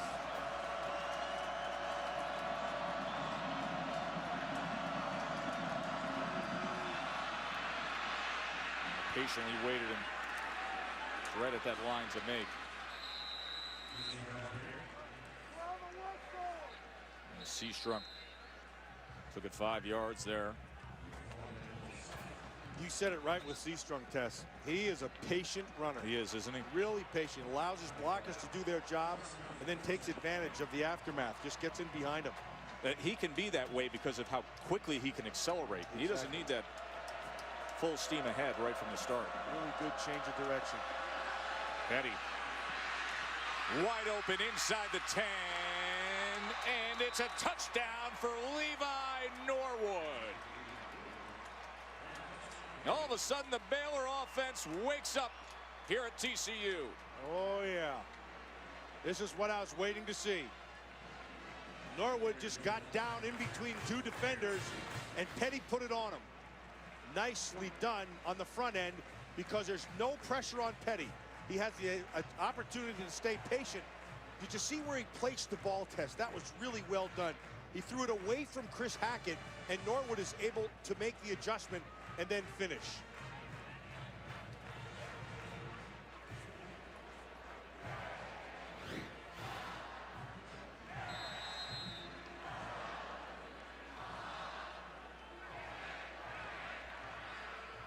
6 touchdown receptions on the year now for Levi Norwood.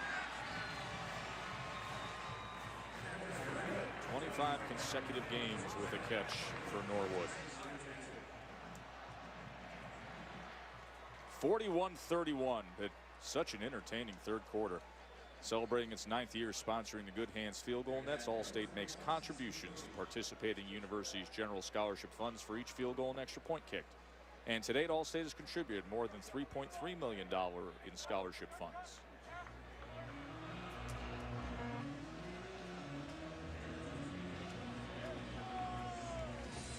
Baylor's Bryce Petty, who was a Heisman candidate a few weeks ago.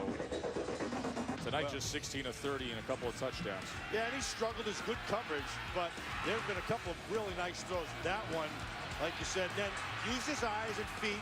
He's able to take it in. And this is the best throw that I've seen tonight.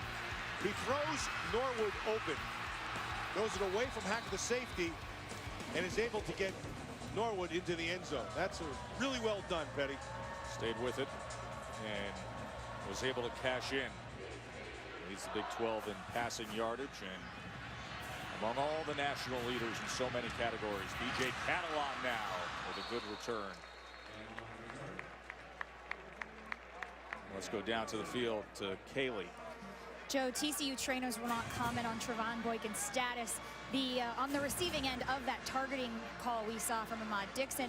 But I can tell you Boykin is watching this offensive series from the sideline without his helmet in hand. Well, let me tell you something, Kay.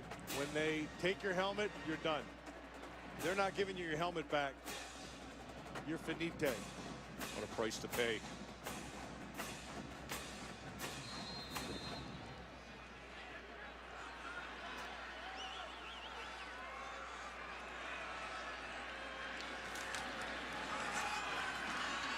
Run on the inside as Aaron Green gets 4 yards, and there is Trevon Boykin, the sophomore quarterback, who Ahmad Dixon was DQ'd from the game after the targeting penalty.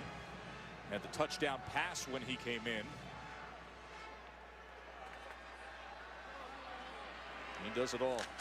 Receiver, quarterback. That was thrown low. He was trying to get it to Sonina. Tess, you know who's playing a pretty good game? I've been watching him here. Number 72, Bobby Thompson. He's the right guard, and he's been playing pretty physical. And it's something that they had not had through the course of this season. But just watching him today, he's the guy who's been allowing Catalan to be able to get some movement inside.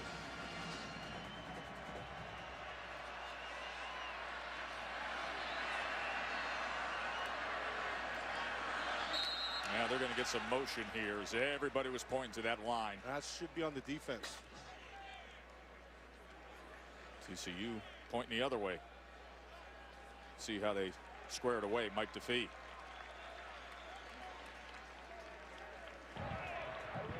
Offside. Defense. Player jumped in the neutral zone, causing the offense to move. The 5-yard penalty results in a first down. That was TCU's way. Yeah, that looked like it was Billings on the inside, I thought, or maybe Masabuco. Yeah, that's what it is. It's going to be right here. And then Thompson is the guy who reacts. It's a good call.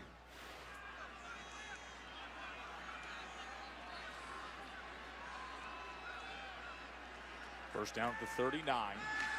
Ball Hall, play action, downfield for Carter. Oh, and he went up reaching for it, but could not corral it. Tremendous effort, though, to go airborne there. Well, they've been checking out Joe Williams all day long. That would have been a phenomenal catch. He had an opportunity. He elevated it up to go get it. Could not quite pull it down with the hands. Joe Williams, they've been testing. He's been there for coverage. The ball has been thrown behind or whatever, but in that particular one, good defense and forced the incompletion.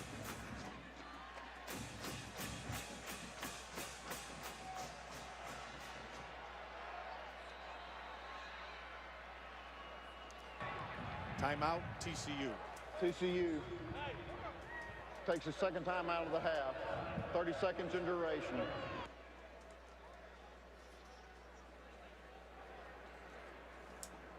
Reminder that you can get your NFL Sunday started off at 10 a.m. It's Sunday NFL Countdown on ESPN with Boomer and the guys, and a special feature on Seahawks quarterback Russell Wilson. And then set your lineups by way of watching fantasy football now at 11 a.m. on ESPN2. Me, I like to listen to the old coach, Mike Ditka. Mike Ditka and Tommy Jackson, probably because, well, TJ I played against, and of course Mike Ditka was in there all those years, but they just have a way to get right to the bottom line, don't they? Do. Like somebody else I stand next to every single Saturday. The Bears, Ditka. 2nd and 10. Paul Hall again. Underthrown as Doxson was trying to fight against Joe Williams to get back to the ball. Joe Williams playing good. He keeps on fighting, and they're going to try to test him. Paul Hall has consistently underthrown this ball all night long. Doxson had a chance again. He was on top of Williams. Just throw it out there. Well done by Williams.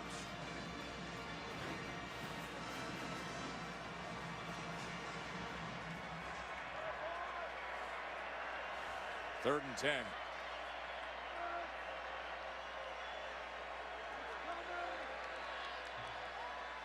They only bring 3 against Casey this time.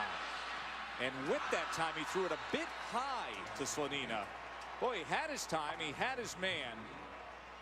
But it'll go incomplete, and they will be punting away. It was high, but this ball needs to be caught.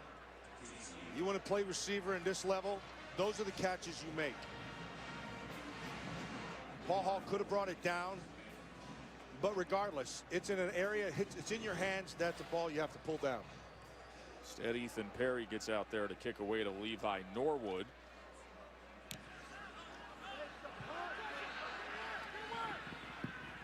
Oh, look at the bounce it takes. I mean, that thing skirted right down the sideline all the way inside the 5. Like it was a player running down the field, staying in bounds. Ethan Perry pins Baylor back. A 57-yard punt, and it was a beauty. Wow, that was right, literally inside the line test. You called it right. How many times do you see a ball land that close to the sideline and stay in bounds? I'm not so sure that wasn't out, but you can see the official on the top. Right up here, his eyeball was right down on it. I think that was Shane Stanley, the side judge there, who may have had a good look at it. Well, that was as good of a bounce as you can get.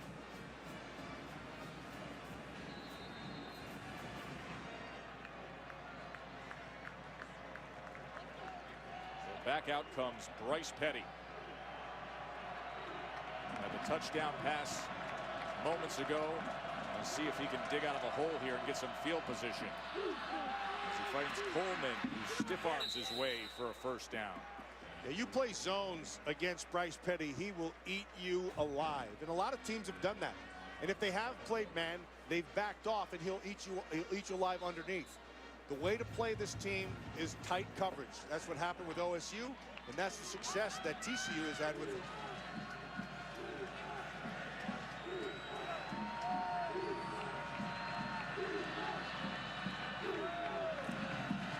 Design quarterback run. And he didn't get Armstead to seal that. So it goes for just a couple of yards. Paul Dawson with the tackle. Nicely done by Dawson. Dawson waited. He had a defender, a blocker right in front of him, and he shook him to be able to make that play.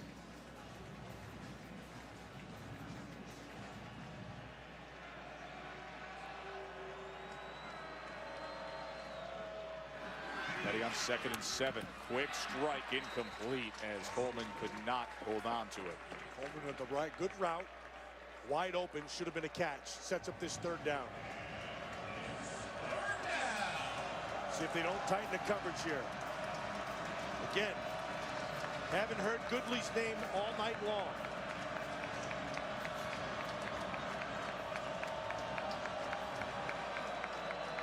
Verrett and Goodley up here. It's been a great matchup. Verrett has been up to the challenge.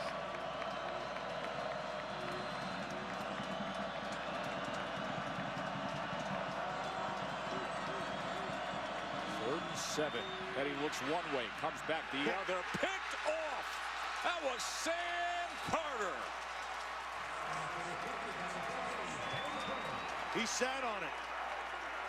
He had Glasgow Martin out in the flat. Didn't like it. Came back to well, it ended up being to Carter. He's looking for the slot on the inside, but Carter took it away. Yeah, see, look, he's going to get outside here. He had him. He looks at him, and then he comes back. Watch Carter, defender sitting right there. Again, they're going to go inside, outside, high. See that? That's exactly how you play it. And the way to beat that defense is to sit down in the middle. Carter anticipated that and closed it and came away with a pick. And now B.J. Catalan spins for 2.5 yards. That's the first interception for Petty in the last 230 attempts. Just his second interception in 2013. Will it be a costly one? Can TCU climb right back into this thing?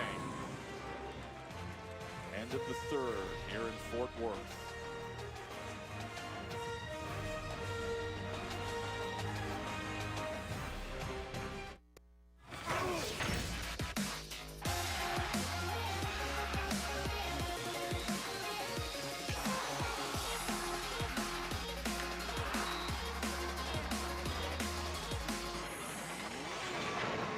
Glad you're with us for ESPN College Football, presented by 5 Hour Energy. Joe Tessitore, Matt Millen, Haley Hartung, and look at that sky. Absolutely a gorgeous Texas sky down here. That's the view facing west from Amon G. Carter Stadium here in Fort Worth, where we've had such an entertaining game as we start the fourth quarter with TCU with a golden opportunity after the interception of Bryce Petty. 2nd and 7 now. Hall. Oh, he's got it. He has got him wide open. Money. David Porter. And a flag on top of it. Flag back in the offensive backfield, and it's getting chippy back there as well as Gary Patterson is running out onto the field to pull his lineman away. He doesn't want anybody out of this game at all.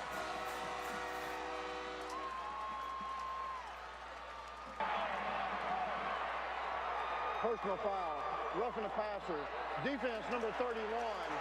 That 15-yard penalty will be enforced on the kickoff. Result of the play is a touchdown. Oh, that is really well done, Tuss. They faked like he was going to come out to block for that screen, that slip screen back underneath. And so the safety just dropped him. He started to come forward, and he just went right up the side. 6 quick. Yeah, Sam Carter, number 17 there, celebrating off the bench, had the interception, and then Casey Paul Hall on his senior day after such a circuitous route that he has taken to arrive at this point in his career. Fighting right to the end. Remember, they trailed 34-17. We got a 3-point game here in Fort Worth.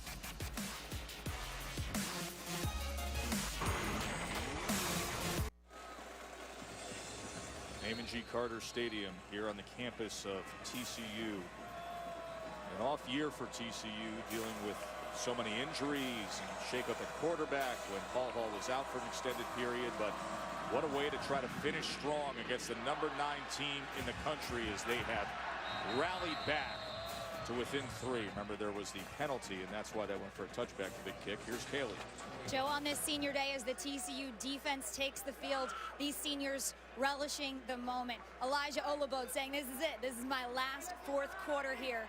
And Jason Verrett saying, let's do this right now. This is it. This is it.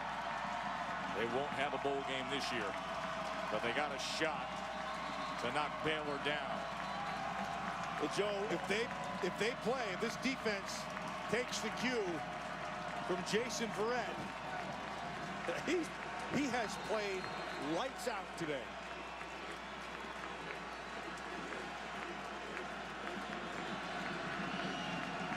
Antoine Goodley, who's been such a force all year long, but against Verrett, nothing much.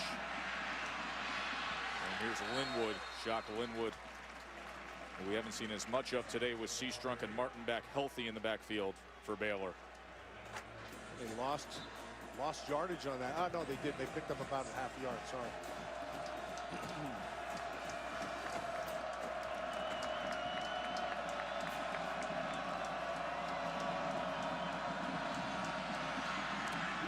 Here's Petty and Norwood. He's played a big role. Look at that spin move as he stiff arms his way for more to the 45. Tess, you said it. He has quietly had himself a great year and a great game. Every time they've needed something, a big play, they've gone to Norwood. Norwood is one of those guys you kind of don't hear about him. He'll play in the National Football League for a while. Been very impressed with him today. Also a special teamer as Martin carries it for 3. Looks like they picked up some of their mojo here, Tess, this offense. 7-catch day for Levi Norwood. And that was batted down. That's a good-looking play developed by Baylor, but Paul Dawson got his hand up. They run that option, then they throw back against the grain, but Dawson did it. And they need to be thankful to Dawson because it was wide open. Fuller was running clean. 3rd and 7 here. TCU's defense, they have stepped up time and time again.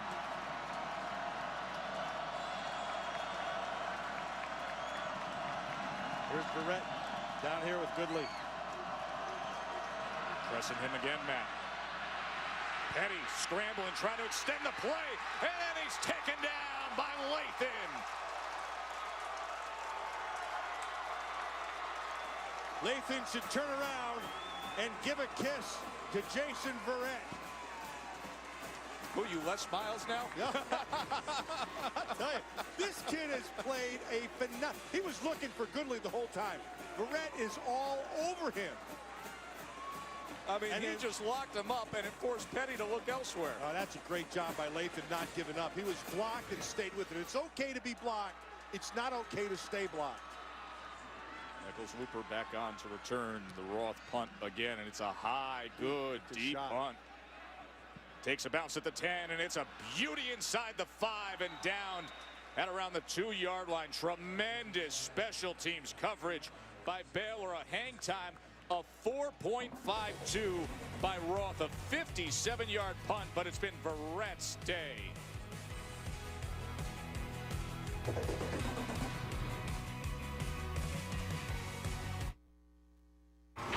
ESPN College Football is presented by 5 Hour Energy Helps, a program that recognizes those who put others first.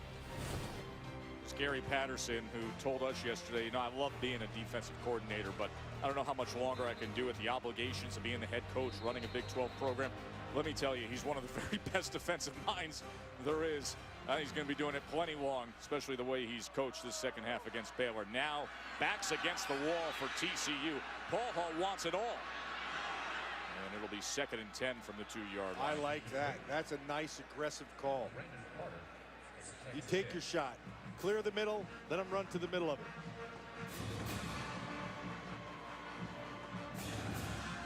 This is a time right now that this Baylor defense has got to step up. They have to hold them back here to get the field position to be able to help their, this is kind of odd to say, to help their offense. But this TCU defense has taken this offense away. So it's now time for this Baylor defense to do their part. So here's 2nd and 10 from their own 2. Catalan, can he give him some breathing room? He does, but it'll be 3rd down. Does get the breathing room there.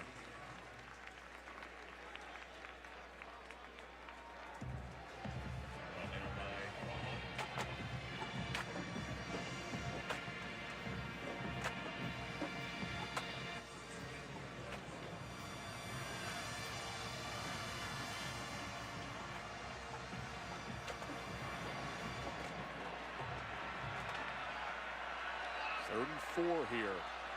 Will be a field position game at this juncture. Can TCU extend this drive? Bringing pressure. They bring pressure. There's the pass, and it is incomplete. Story never looked. He's got to get his head back. He's got to see the same thing the quarterback sees. As soon as you see pressure, you got to break that thing off. Story never did. I'll show you, he's got to be the top of your screen. He's up here, you're not really going to see him. Here comes the pressure. Paul Hall sees it right away. He gets the pressure. The ball is coming out quick. Story's got to get his head around and break that route off, give him something to throw to. So Perry from the end zone. And Norwood, who has a couple of touchdown punt returns. Takes a good bounce for TCU, and he's only able to get it to about the 46-yard line. Let's check in with Wendy Nix. Yes, thank you. We've been tied up for quite some time at Jordan Hare. We revisit the Iron Bowl, but no longer. A.J. McCarron, 99 yards to Amari Cooper. Touchdown, Crimson Tide. Alabama takes the lead, 28-21 in the fourth quarter. Tess? Wendy, I'm glad you reminded me. I forgot that game was being played. Who's playing? Who did you say, Tess? It's a game down in the SEC. Yeah.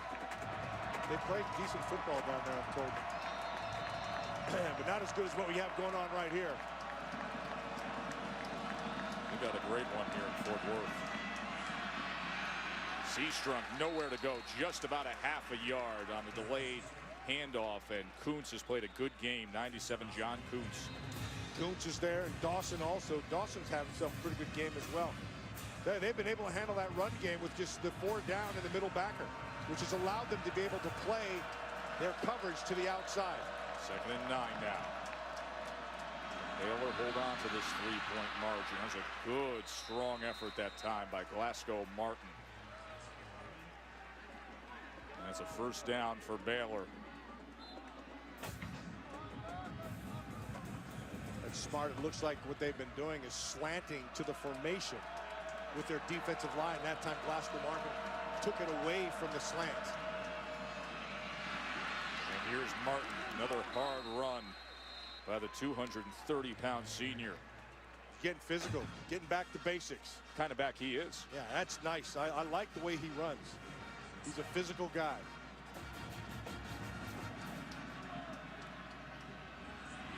And this time they fill that hole as Marcus Mallett came up for the tackle against Martin.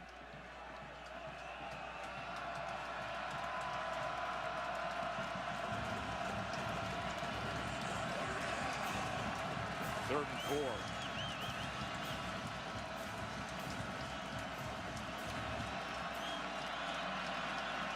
Offensive genius against defensive genius. Art Briles, Gary Patterson. Patterson likes to look over that formation, quickly get the defensive call in.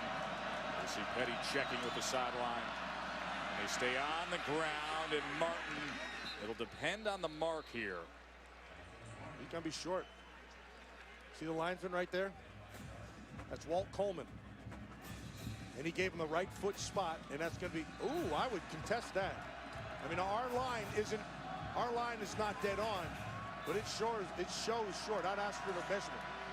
They're not going to get it. They're just moving the chains. First down, Baylor. And now the whistles do come in. The previous play is under further review. See, now you're going back to mark it again. Yeah, that's what I don't like about that. He's down, and you can see the linesman coming in. He'll come in from the sideline, and he's going to spot it right where he gives it a right foot spot.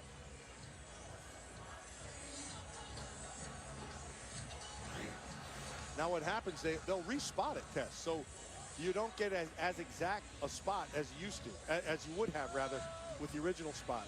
Last week we were broadcasting the Vandy Tennessee game, and Tennessee was celebrating, thinking they had a win. Oh yeah, exactly. And then they went for replay on a 4th down and respotted the ball based on replay. Vanderbilt kept the drive alive and went on to win. I will tell you though, that was the right spot. Oh, it sure was. Yeah. It sure was. No doubt about that, Matt. Had a lot of people talk to me this week saying the second we're watching it on TV, right, they're screaming at the television saying they spotted it wrong.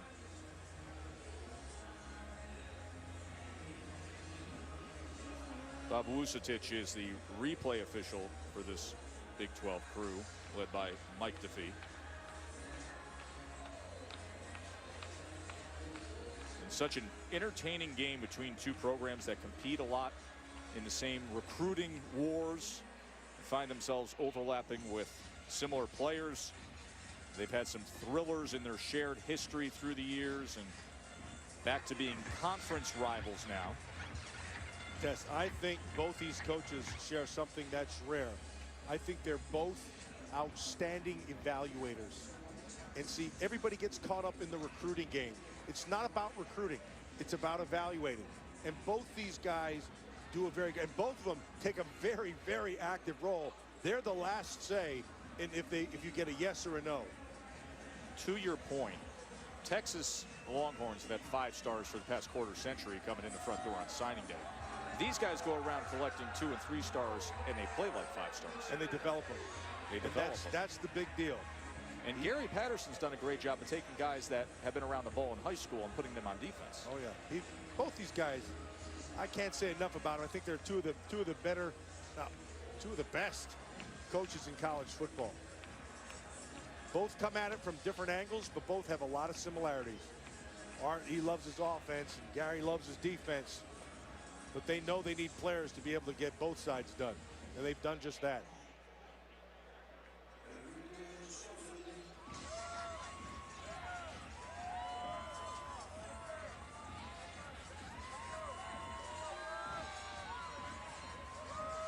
So we'll see what they come up with for a spot here. Remember, the spot on the field prior to replay was marked in favor of Baylor for a first down. What a wild one it's been here in this second half, especially considering the fact that Baylor went out and had the interception return for a pick-6 to jump out 34-17. Here's another look. After further review, the runner was short a half yard. It'll be 4th down at the 26-yard line. The 25.5 is the line to gain. 4th down.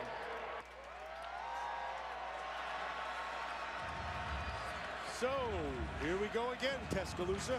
Here we go, Matt. 10 minutes to play. 3-point ball game. And a 4th down. 4th and inches. Low man wins. Let's see if Baylor doesn't try to get to an edge, Tess. In case of Baylor, sometimes it's spread wins. And now they tighten up that formation. And they go with Petty, who should have the first down. Yeah, he's got it.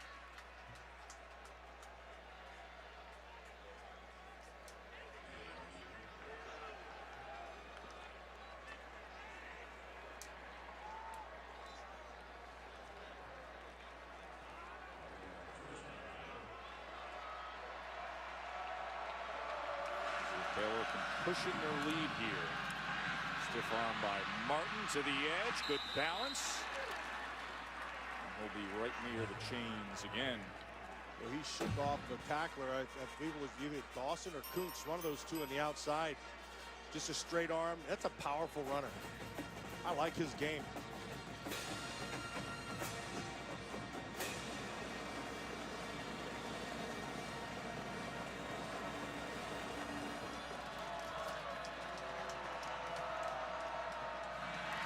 There's Martin just 2 yards there.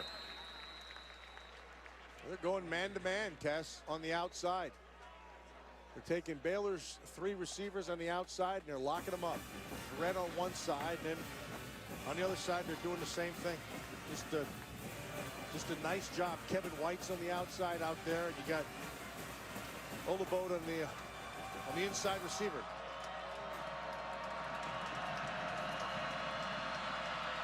They run the ball again. All 9 plays on this drive have been rushing plays. Here we go again. It's a 3rd down.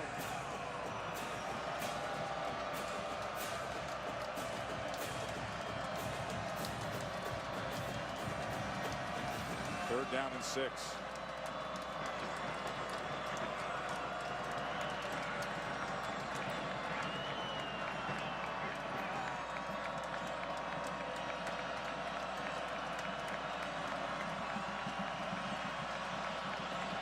Well, there was some motion before the snap there, as you saw Glasgow Martin starting to lean forward.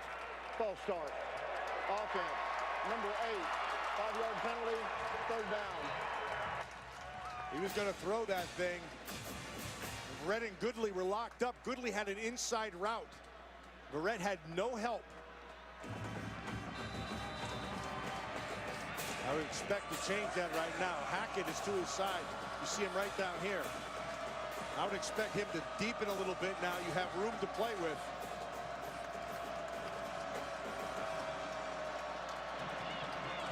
They're going 5 wides. And now Goodley is not on Verrett. Lined up in the backfield. Petty.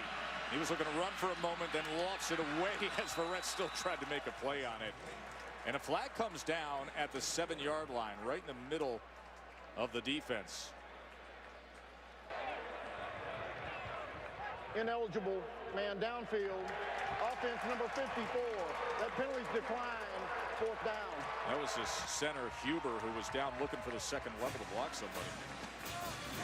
I want you to watch Jason Fred, who's just had a phenomenal game. That's great patience and understanding of where you're at on the field and what they're trying to do.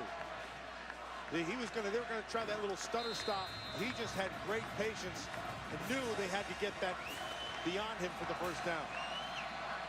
Yes, Verrett has not had a tackle here the whole night, but he has played a phenomenal game. That is no good.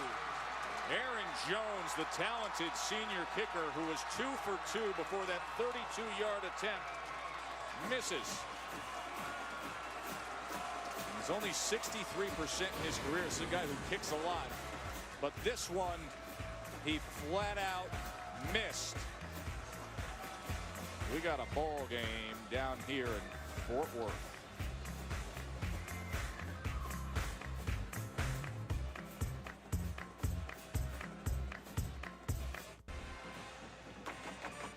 All right, Wendy, so that's the game plan. And we got a good one here with 7:31 remaining, 41-38. TCU has put together every scheme possible against the Baylor offense to stay in this one. Now let's see what their offense offers up as Aaron Green will start off this drive running the ball.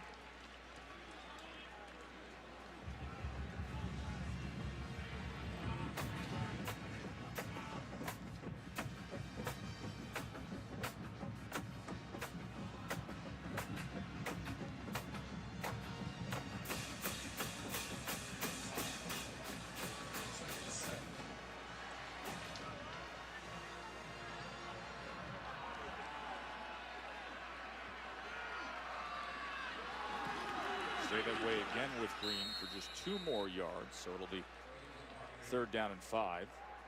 3rd and 5. They've been patient with that run game. Part of it, Paul Hall's been better here as this game has gone on. He's gotten a little better, but his downfield throws tests have taken off on him. The intermediate throws is where he's been pretty good. Last college football game of his career here at TCU. Stag's not bowl eligible. They back off the pressure. Paul Hall gets it out of the backfield to Catalan, who makes the first man miss, but then will be a yard short as Lackey came up to make a good, solid tackle. That's a big-time play by Lackey. Came from the inside out, had to make a sure tackle, and he did it. And so the decision's made by Gary Patterson to trust his defense to try to get a win. See, Lackey comes from inside out. That's it. Actually, you saw the missed tackle. It's a good way to miss. Sam Hall missed him back inside, which allowed Lackey to be able to make the play. There's Perry on the punt again. Ooh, that's a nice one. It sure is, and Norwood calls for the fair catch back near the 25-yard line. Baylor defense looked good right there. 47-yard punt by Perry. They're back to offense when we return.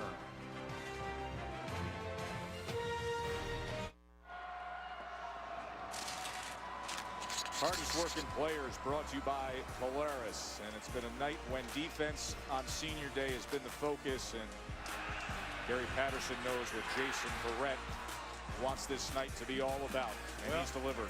Tess, he needed him to come up big, and he has come up big all night long. Like I mentioned earlier, not a single tackle did he make all night, but he made plays all over the field. His presence is taken away Goodley, probably their best player. And one of the biggest game breakers in the entire nation, Antoine Goodley, with 12 touchdowns, had an 83-yarder earlier this year, but not tonight, matched up against Jason Verrett. The senior star corner for Gary Patterson and Dick Bumpus's TCU defense. Little switch here. He always lines up to the offensive right. Right now, he's lined up to the offensive left. He's up top here. Got a lot of green behind him. They're trusting Brett to handle the whole thing. That was a good cut down by Paul Dawson, getting in there against Glasgow Martin. Dawson's had himself a real nice game here tonight. Tip balls, a couple of nice tackles inside. All that for a guy who was a high school wide receiver. Exactly. And Tess, you know, all that means nothing up to this point. Right now, for that TCU defense, this is what Gary Patterson has bet on. He bet that his defense would get him to this point and win this down. This is it. 3rd and 4. And they get the ball back. Baylor offense has been sensational all year long. Tonight it's been choppy a bit at times. Oh, you just mentioned Dawson. A flag is down. Hackett and Dawson read that thing perfect. Prior to the snap, false start, offense, number 68, 5-yard penalty, 3rd down. That could be a blessing in disguise. It gives them another chance. Absolutely. They had a great call. That's a great call by Gary Patterson, as he calls Hatchet. See him up top, he's going to come down. He anticipates it extremely well. You see the jump on the inside, but now you got the 3rd and long. 110 penalty yards tonight assessed against Baylor. TCU's only had a couple penalties against them. 3rd and 9. Pressure got to him. Incomplete. 3:46 remaining, and Gary Patterson's team is going to have a chance. That was Chucky Hunter disrupting things against Bryce Petty. They have gotten pressure really this second half. They've done a nice job. That time was Chucky Hunter. Lathan earlier had pressure. Kuntz has had pressure. Did a nice job all the way around. Tua'ua is another one who's had pressure here tonight. Gary Patterson called himself a great defensive game.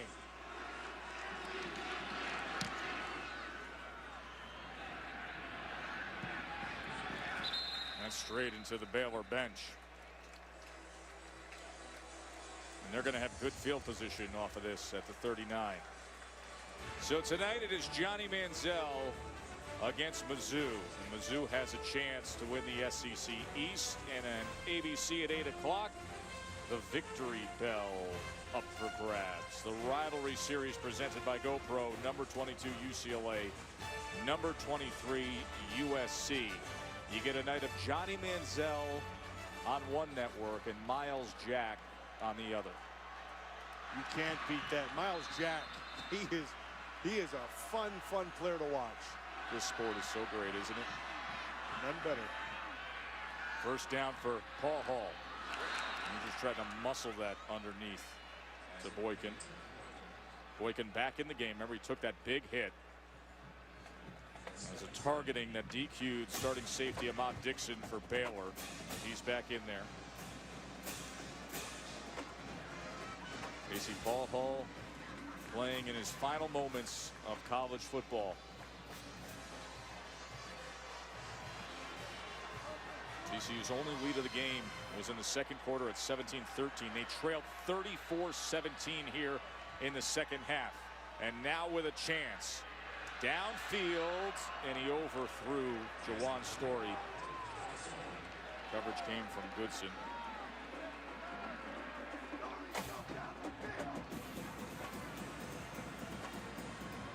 They've been trying that throw all night long, Tess. The only time they've had success is when there's been a penalty and there was one throw that was a back shoulder that he had success with. So it comes down to your 3rd down here.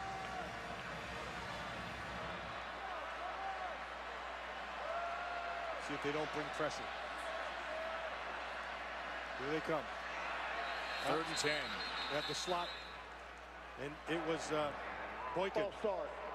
Offense. Number 2. 5-yard penalty. 3rd down. There's Boykin in the slot. And it'll back him up now. So he saw the pressure coming, and he reacted to the blitzers. They were going to bring it. Now they won't. They won't bring pressure here. You got 3rd and long, a real long, 3rd and 15 plus.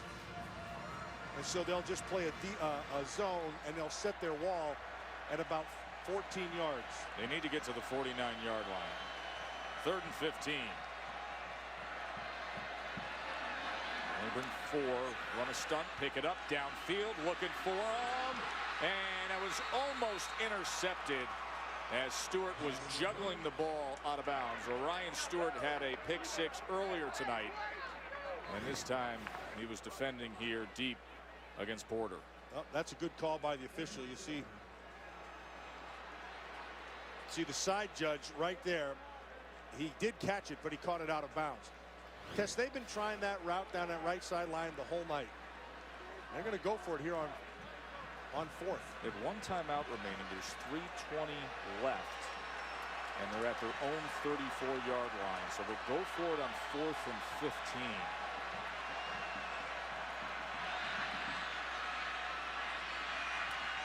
It is caught short, but it's going to be short.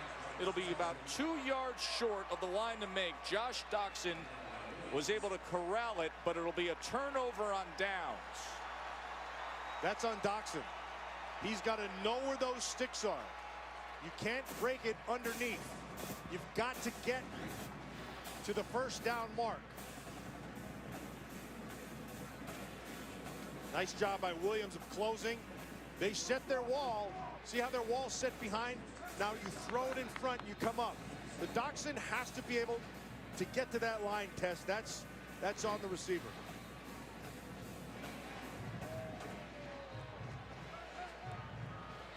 A disappointment for Casey Paul Hall. They're going to have to rely on their defense again to be able to stop them here to get the ball back for 1 more chance. Sounds crazy to say, relying on defense when you see a team has scored 41, but 2 pick 6s and a fumble at the 1. And basically 21 points has been scored by the Baylor defense.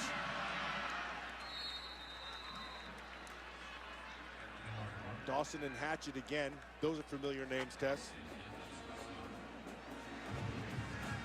Reminder that Clemson and South Carolina will be coming up after we finish things up. Currently it's on ESPN News, and then we will get to that rivalry game between Clemson and South Carolina. South Carolina awaits to see what happens with Texas A&M and Mizzou to see if they'll go to the SEC title game, and Clemson could be in prime position for the Orange Bowl. And he stopped right at the line of scrimmage. Dawson again. Hunter in there in the middle also. Dawson, he's been active here in this final quarter, man. They've been trying to run the ball. He's been eating them up inside. 3rd down and 7.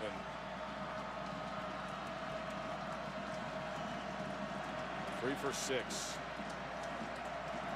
from this range of 3rd down conversions.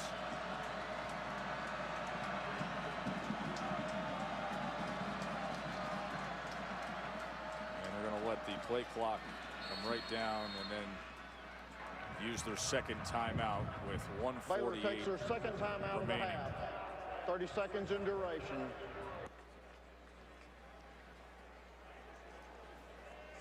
So we just mentioned what's happening with Clemson, South Carolina tonight. What's on the line there? Let's look at Brad Edwards, the way he sees the BCS Bowl projection. It's based on the current standings, so you would have a Stanford, Ohio State Rose Bowl based on where things are there. Northern Illinois, the BCS Busters, would be in the Fiesta against Oklahoma State if they can do the job against Oklahoma. See what happens in the Iron Bowl. Who could play for the national title? Alabama, Florida State. And then you talk about great offense, great defense. The Orange Bowl potentially is Taj Boyd's final college game against that tremendous defense of Michigan State. But hope is still out there for Baylor. they can get a win here today against TCU, they have had a fight and scratch and claw for it here in Fort Worth and beat Texas and get Oklahoma to upset Oklahoma State. Then Baylor can win the Big 12, a position that they were in control of before last week's visit to Stillwater. Here's your 3rd and 7. And Martin is taken down just inside the 40. So it'll be 4th down there, and TCU will use its final timeout. Takes its 3rd and final timeout of the half. 30 seconds in duration. So you want to punt it and try to pin him, or do you want to take a little chance here? I wouldn't go for it here. I'd punt it. It's been a tremendous day of football. You know what I've enjoyed so much about this game? You didn't know what TCU was going to bring to the table, but we knew we had a great offensive genius in Art Briles against a proud coach in Gary Patterson in a rough year. But you give Gary Patterson 2 weeks to dial up a defensive scheme. I've said this before. I think he is as good as there is. I don't know if there's any better in college football putting together a defense. This guy's got a great defensive mind. He knows exactly what he wants to take away, and he did just that. He bet on Verrett. Good bet. Then he bet on the rest of this group, and they've come through just like this last. They're going to get the ball back here one more chance, and Paul Hall's going to have a chance to end his season the way he wants to. Phil Bennett's defense for Baylor's played fairly well too with those key turnovers earlier in this game. This was fielded dangerously in a crowd there at the 12, and there is a flag as Cameron Eccles-Looper was surrounded at the 12-yard line. So we're going to have 94 seconds remaining and an opportunity for Casey Paul Hall's career to end potentially on a good note, or will Baylor move their mark to 10-1? Kick catch interference. Kicking team. 15-yard penalty from the spot of the foul. 1st down. Let's get an update from Wendy Nix. As we wrap it up in regulation. Sammy Coates may be the fastest player on that field, and he came up big for Auburn. That's incomplete. Trying to find Story again. He's been looking Juwan Story's way a lot.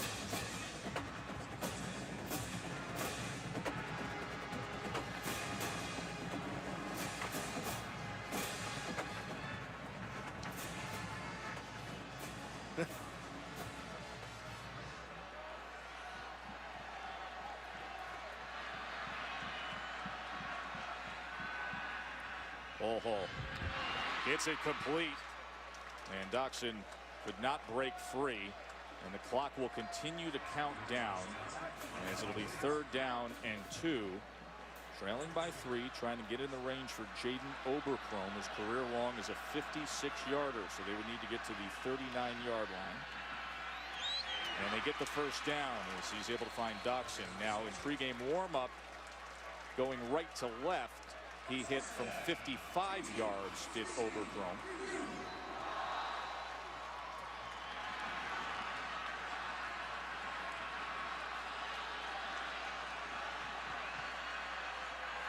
.53 seconds and counting. Paul Hall with time downfield. That should be a flag. And it is, as there was a lot of contact as Lisenby was hooked up with Dimitri Goodson. And Goodson got in his business right at about the 45-yard line. Pass interference. Defense. Number 3. 15-yard penalty. Automatic. 1st down. Doxson had been the receiver there. He just went out. They put Lisenby in.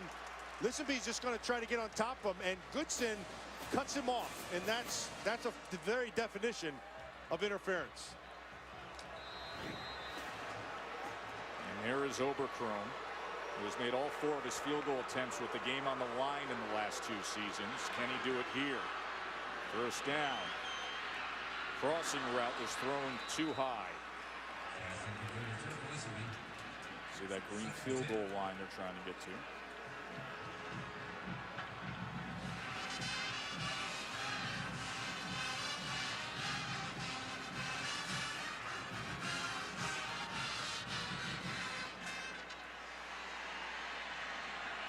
Field goal line at the 38 because he hit a 55-yarder in warm-ups going in this direction, did Overcrone. Paul Hall wants more than that. And he threw it too far to the outside of Lisenby. I wonder if they've charted that route test and the kind of success they've not had over there. It's been incredible all night long. Really. Get back over here to the other side when you've had some success. Phil Bennett's done a great job as the defensive coordinator for Baylor, bringing his program to its highest heights, but he wants one more stop in these final 35 seconds. No timeouts for TCU. What will they come up with? Got to be careful here and get out of bounds if you're going to do that, and he does, and he gets the first down as well. That was a huge run by Paul Hall. Now they're well within the range of Jaden Overcrone. 28 seconds. Be smart with the ball. First downs. Now defensively, you've got to be able to get some kind of pressure, and they've not been able to get it at all. Here it comes. Here comes the pressure. They pick it up. Fighting for the first down, so they will get the temporary stoppage is David Porter. And that, Tess, is what you do. That's the hot. That's the first time they've run that hot all night long. And now he clocks it. With 18 seconds remaining, they clock it. And now they can think strategically here. Well, you still have 3 plays. You can get 3 plays off. You can work the sidelines, but you don't have to. You can still work the middle of the field. The clock will stop if you get a first down. So if I'm going to take a shot, now's the time I take a chance to the middle of the field to get up there and clock it again, or if you want to, but the clock would stop with the first down. It's a 40-yard attempt from where they have the ball right now.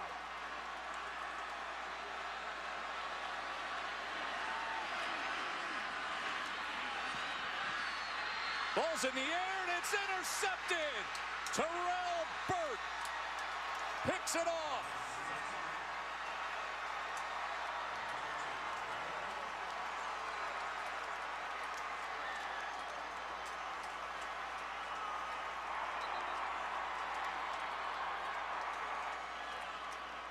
And for Casey Paul Hall, this is how it'll end. Off of Brandon Carter and into the arms of Terrell Burt. Hall is the man who made the play. Hall got his hands on it, tipped it up.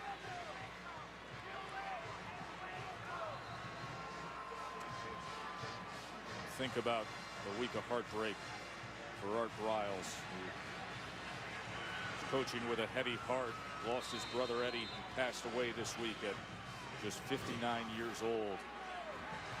Died of a head injury after taking a fall, and the entire Baylor family has been expressing sympathy and support for Coach Briles. It was a heck of a game, Tess. It was. Casey Paul Hall has a lot to be proud of the man he turned into, of turning his life around, and I know this is going to be a bitter disappointment, but to think where that guy was in the course of the past year and a half. Hall with the tip, ball in the air, game over with Burt's pick. Our final score is 41-38.